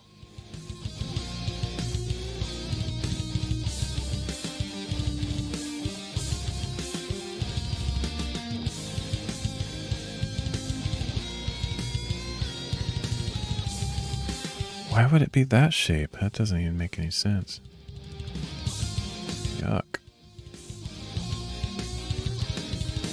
I don't know. I might not be able to do this right now. Kind of losing patience on what I'm seeing it do. It just doesn't make any sense. Like, look at the shape of this thing. It should be like a perfect pin cushion. It should do it or something like that, but this is like a nasty shape. I'll just try making it into sort of a pin cushion and see if that gets me closer to where it should be. I don't know what's going on. Yuck. It's called Yuck. It's its name. Yuckmobile the Third. I don't know. I'm going to skip that. Go at this from a different direction.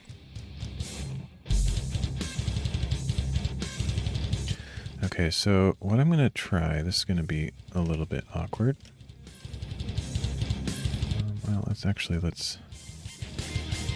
this way first. I need this to be relatively close to the right position, which it isn't currently. Not even remotely close. But if I got it kind of in the right position, then I could do like cloning instead, and maybe, possibly. I don't know, maybe.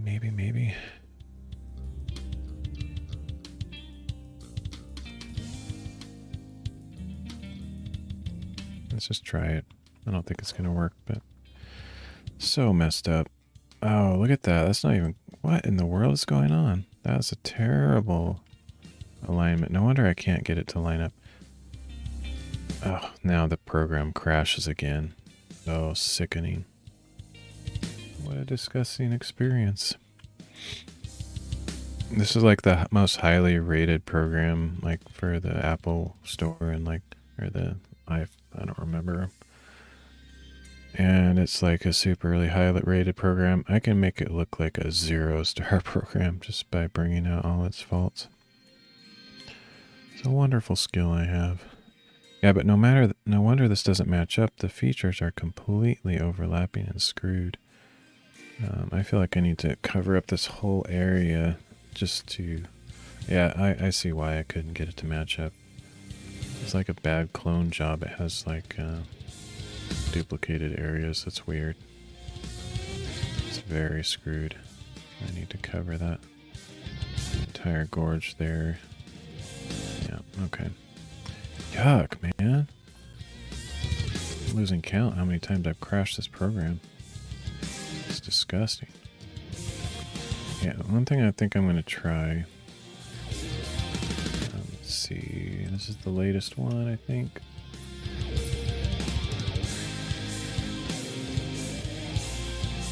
Okay, how long have I been going? Oh man, I'm like close to the 4-hour limit. It's annoying. Maybe I should just end the stream. I'm not really getting anywhere, making any headway here. Program's crashing a million times. I think I will. It's too annoying. I'll come back to this. I probably if I reset my computer anyway, it might actually improve the situation. So, about to hit the 4-hour stream limit that Odyssey has, and once you do that, you can't like save your replays and all sorts of annoying stuff. So, at least that's been. I've had problems with that in the past. So, I think I'm just gonna suddenly all of a sudden end my stream. Because this isn't going very well. I'm not frustrated or anything. I'm just like, I feel like I could save time by either doing this a little bit off stream or just giving it another shot after I reset my computer another day. Anyway, I think I will head out and I'll catch you all later. Thanks for joining.